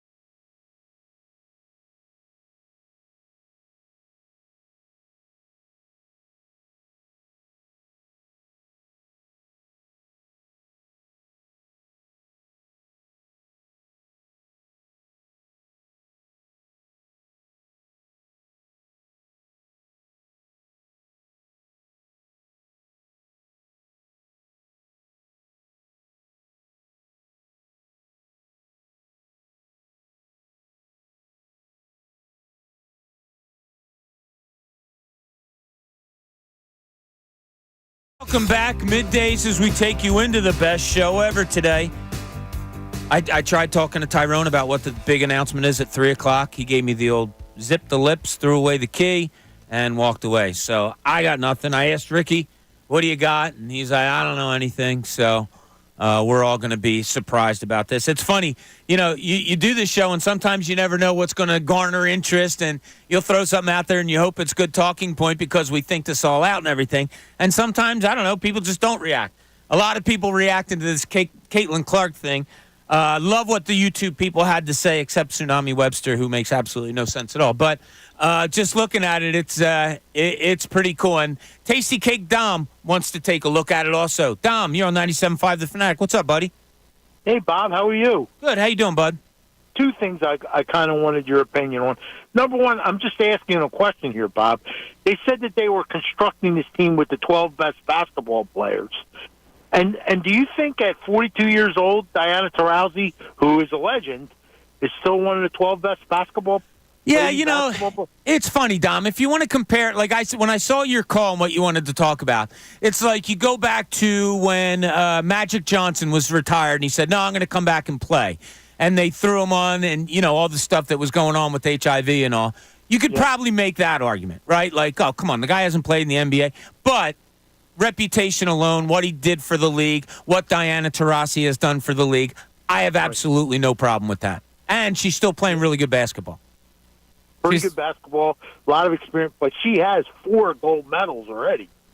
She's averaging the same amount of points per game as Caitlin Clark, pretty much. They're both averaging 16. She's got a better three-point percentage. She's playing right now. Clark's, usage-wise, should be probably higher in terms of what she's scoring just with the role she's playing on her team. Right. Like, Taurasi's played with a number of great players. Like, if we're going to maximize a team, Taurasi knows how to play amongst the stars. Like, she's been on some of these really well-built teams before. Right. Like, I honestly think you're probably maximizing better with her. If I'm looking for an all-around player to play on a team of stars, I'm taking Diana Taurasi over Caitlin Clark. Okay. The other thing I want, after last night, Bob, was I had an argument with my cousin, and I said I was going to ask you this. After what I saw last night and in the first game, Bob, when you're constructing the Sixers now, I want to go young now because I think the next 3 years you're playing for second. That team, that Celtics team is a juggernaut. All right, so Dom, tell me how you do it. Like, we can all say what we want to do. How do you go young? And I've never said this to you before. The first thing is I'm now listening to what I would get for Joel Embiid. Absolutely, I'm listening for what I could get for Joel Embiid.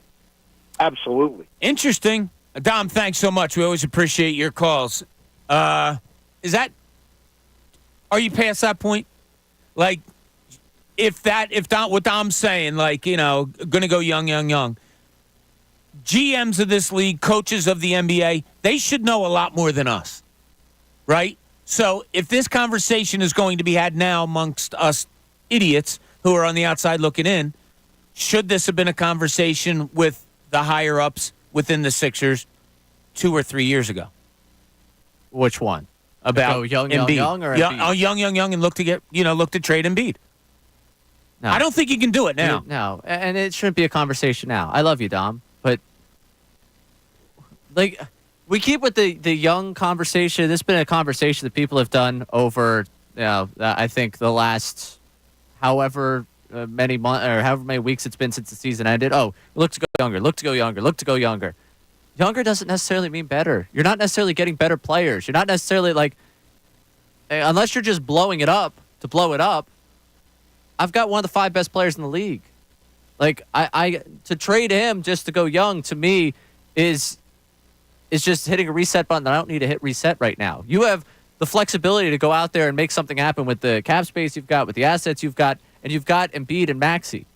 If you had the level of those 2 players, any other situation and all that flexibility, a lot of people would sign up to try and do that. Yeah. Like, I don't know why we would just hit the reset for the reset.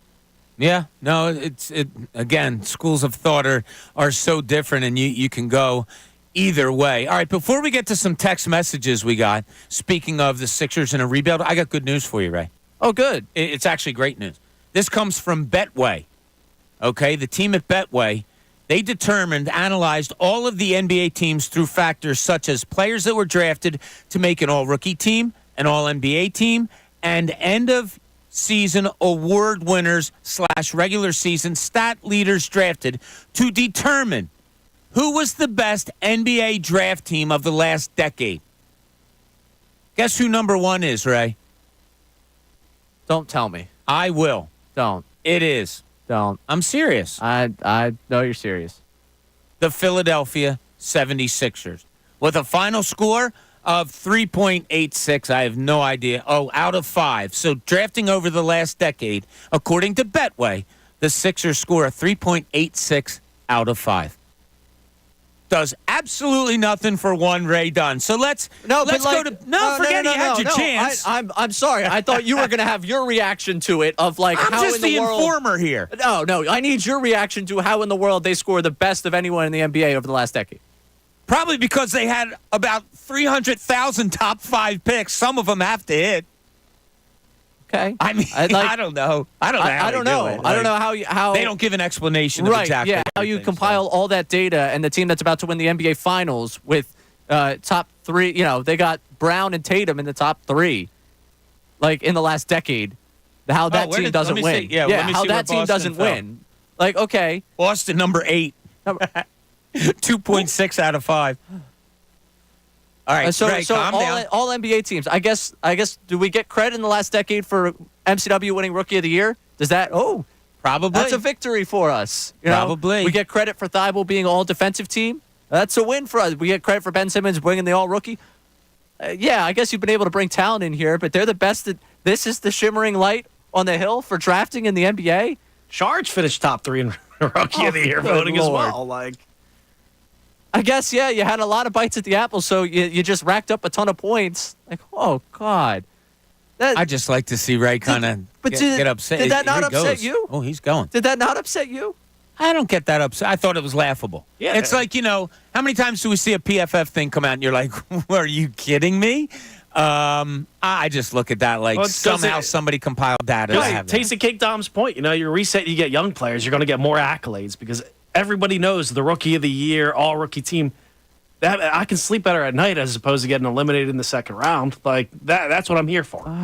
The young player accolades. You okay? It upsets me. It upsets me because you can do great things with numbers and like you can really learn a lot. And someone put together a model that spit that out. And they're comfortable running with it. So comfortable that they emailed it to me. Somebody, the people actually conceptualized that, wrote it down, and sent it out to people. Like, how in the world do we get to this world where we're living in where someone actually publicizes that? That's laughable. It is laughable. Hit the sound. All right, we have some breaking. Now, breaking sports news from 97.5 The Fanatic and 97.5thefanatic.com. We have a Woj bomb. That's right. It does not concern your Philadelphia 76ers, but it does concern Connecticut's Dan Hurley has turned down the Los Angeles Lakers' 6-year, $70 million offer and will return to chase a third straight national title, sources tell ESPN. L.A. would have made him one of NBA's 6 highest paid coaches. So he goes back to college where I said, since it came out last week, I thought he would do. I'm glad that he's doing it. I think college right now needs someone like Danny Hurley. I really do. And where college basketball has gone and maybe is going, I would love to talk. And I'm going to try to get Jay Wright on later on this week. I know he's busy traveling and doing some things, as we texted last week. But I do. I think Danny Hurley is the type of coach with what he says and the way he runs his organization, his program. I would have hated to have seen him leave college basketball. I mean, I can understand if you don't have any feelings towards it at all. No, wow. Someone's really a hero now, huh? What do you mean? I win back-to-back titles. I get offered by the Lakers to go be their head coach. I'm staying here. Yeah. It's sort of reminiscent of Jay Wright back, and he didn't win back-to-back, but he won 2016, 2018, and there's rumors about it. I don't know if it ever got this far as the Danny Hurley thing went, but there's rumors of that. as the resident Nova fan here, everybody hates me for that. I wish Danny I don't Hurley. hate you at all. Bob doesn't. I wish Danny Hurley left because it would make my life easier, but it is also fun to have a villain to root against in college basketball in a time where they desperately need a face because you don't really know the players that much because they're in and out. They're transferring every other day. So the coaches have always kind of been the face of college basketball. A lot of them left when the NLI came to be. Danny Hurley stepped right into that, and now he's a hate-the-face kind of guy as a fan. And this is a winning spot for that. What do you I mean? stayed. This is a great recruiting chip. This is a Oh, hell yeah. a great It was on fundraiser. Twitter. Yeah. I turned down LeBron this morning. Would you like to come play for me, son? Yeah. Hey, local car business or local, empire up here, whatever you got up there in Connecticut business-wise. Stores, Connecticut. Yeah. Hey, you want to chip in a little bit? This is how much I believe in it. The Lakers offered me $70 million, and I'm still here in Connecticut. Stores, Connecticut, in the middle of nowhere. Yeah. Nice win for him. Now, what we need, one, if J.J. Redick goes, he's now going to be compared to Hurley at every stop, which is just going to be brutal. Brutal for J.J. Redick. Back-to-back college champion. You're going to be compared to his coaching prowess, which will be just, J.J. doesn't care, but for me, it's going to be hilarious to watch. It's also a big win for Shams in the Cold War between Shams and Woj. Oh, good point. It's a big moment for Shams if J.J. Redick now accepts. Yeah. Now, do you end up with LeBron annoyed by all this outside noise on his coaching candidate not being picked? Yeah. It's tough. I asked Jay Wright if I could talk about this before, and he said, yeah, it wasn't anything behind. So I was doing a story on Josh Hart. I told the story, but I spent a couple of days, a couple of games and a practice and stuff with Villanova. I think the NBA was on lockout or, whatever they call work stoppage. And, so I got in touch with Villanova, said I had to come around and got to sit in Jay's office an awful lot. And we got everything done last night together. They had a game. Game got over. I was in his office long after the game. I said, all right, I think I have everything I need. And I really appreciate it. And he said, all right, let me ask you something. I said, what's up? He goes, take me through the daily life of the NBA. And he was just like, tell me about a 10-day road trip. How does it work out? And, it was cool. Like, Jay probably already knew all this, but he wanted to get the perspective of a guy, that was on the beat or whatever. And that's when he was going, through the time of teams where I didn't ask him if he was interested. He didn't tell me if he was interested. He just asked for some, knowledge from somebody that had been there. I gave it to him. It was great. Good talking to you, Jay. Talk to you, later. The timing kind of lines up. If it's Josh Hart, I'm guessing it was probably 2017, the year after Jay won. All eyes were on him. He didn't tell you, but all signs kind of maybe point to there were some discussions or just a thought about it. I'm sure, and I never asked Jay who talked to him. I did some behind the scenes work and all that, and I know a lot of the stories but yeah, just on the landscape of it, I gained so much respect then having watched afterwards what Jay decided to do, how he handled it, won another title, knew he was going to get out. Ended it on his terms. I don't know why I had such a strong feeling that Hurley wasn't going to take that L.A. job. I think a lot of it has to go back to what I described before. I watched a lot of his dad's game in high school, and I think he is a lot like his dad, and he didn't want to leave Which that lends program. itself to college in my mind, right? Where his you're dad just so never much made in that control. A little bit less these days. But his dad up at St. Anthony's, the legend, obviously, and then Danny Hurley just screams college to me. To me, too. And I think college sort of needs him right now. Okay, when we get back, we're going to close this thing up before we get to the best show ever. We appreciate you being with us today. This is Middays, Bob Cooney, 97.5 The Fanatic.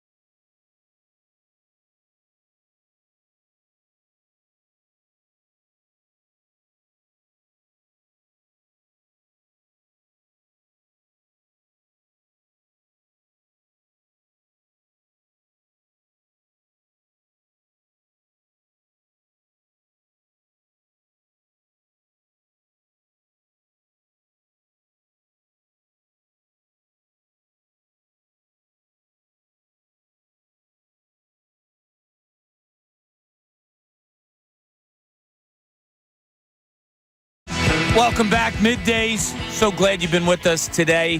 If you stuck around, thanks to our YouTubers who put up a great discussion today all about a lot of things, but particularly this Caitlin Clark stuff that we were ending the show with. We also have some text messages about Eagles corners and different stuff like that. So, B, if you want to read them, we'll get some reaction to them maybe. Yeah, Dave from Glen Burnie checks in from our conversation earlier about Darius Slay. Will he be on the roster next year? And then James Bradbury as well. He said, I'm surprised James Bradbury didn't restructure his contract for a team-friendly release point so he can just move on to his next destination without the Eagles having to eat all that cap money.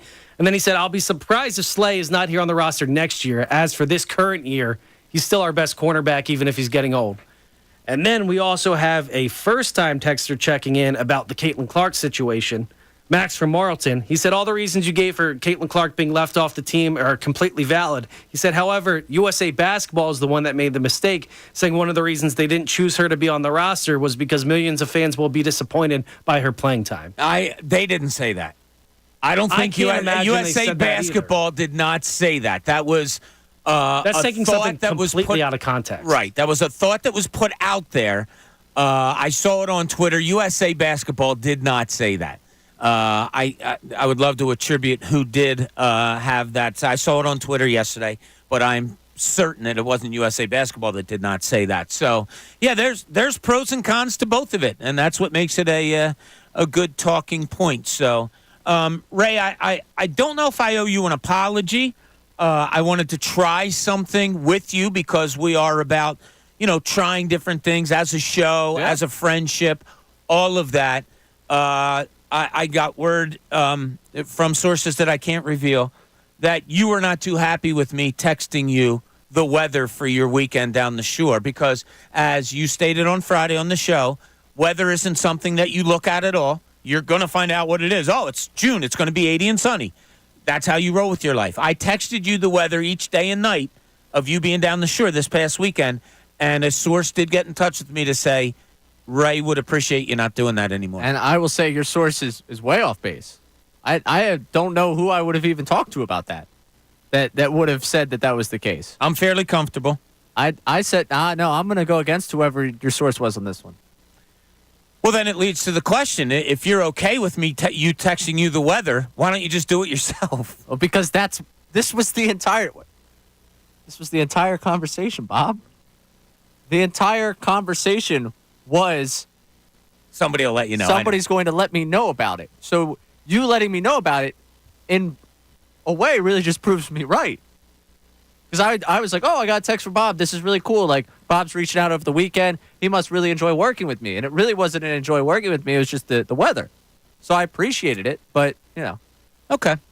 All right. I hope I wasn't overstepping any. Now, No. does your mom go out of her way to tell you, like, Ray, it's going to be sunny today. Make sure you put on the lotion because you're going to the outdoor bar at the beach again? No, she doesn't really. Does Nona tell you? Does your dad? Anybody? I mean, they might bring it up, but it's not like a direct, hey, be careful. Like, it's June and it's sunny, so my pasty body, I know I need to throw some suntan lotion on there to make sure I don't burn. Okay, so you lotioned it up real good yesterday before you got into the pool at the house down the shore. I had a good time down the shore, Bob. Yes. Thank you. I'm very proud. I appreciate it. That was cool of you. Ray sent me a text on Friday night, and you got down there at a good time. Because when we talked on the phone... 2 hours and 45 minutes. Oh, it was that long? Wow. Because we talked on the phone. Time must have passed. And you were in traffic. I knew exactly where you were. And then you texted me. It seemed like not long after, and it was a picture of you and your dad having dinner and a beverage at the local establishment. Yeah, we had a couple of them. Good time. Yeah, that's cool. That's good. Enjoy that. As a father of people your age, there is nothing more special in my life than having the family together and, being able to do stuff like that. I always envisioned, like, watching my kids play sports and then, like playing golf with them or going to a bar with them and different things like that. So the fact that you and your dad are doing it is just great. All right, you need to stay tuned for the best show ever. Huge announcement at 3 o'clock from Tyrone. So make sure you're ready for that. We will be back with you tomorrow. Amy Fadul will be with us as we join you at 10 o'clock. Can't wait to talk to you then. This is Middays, Bob Cooney.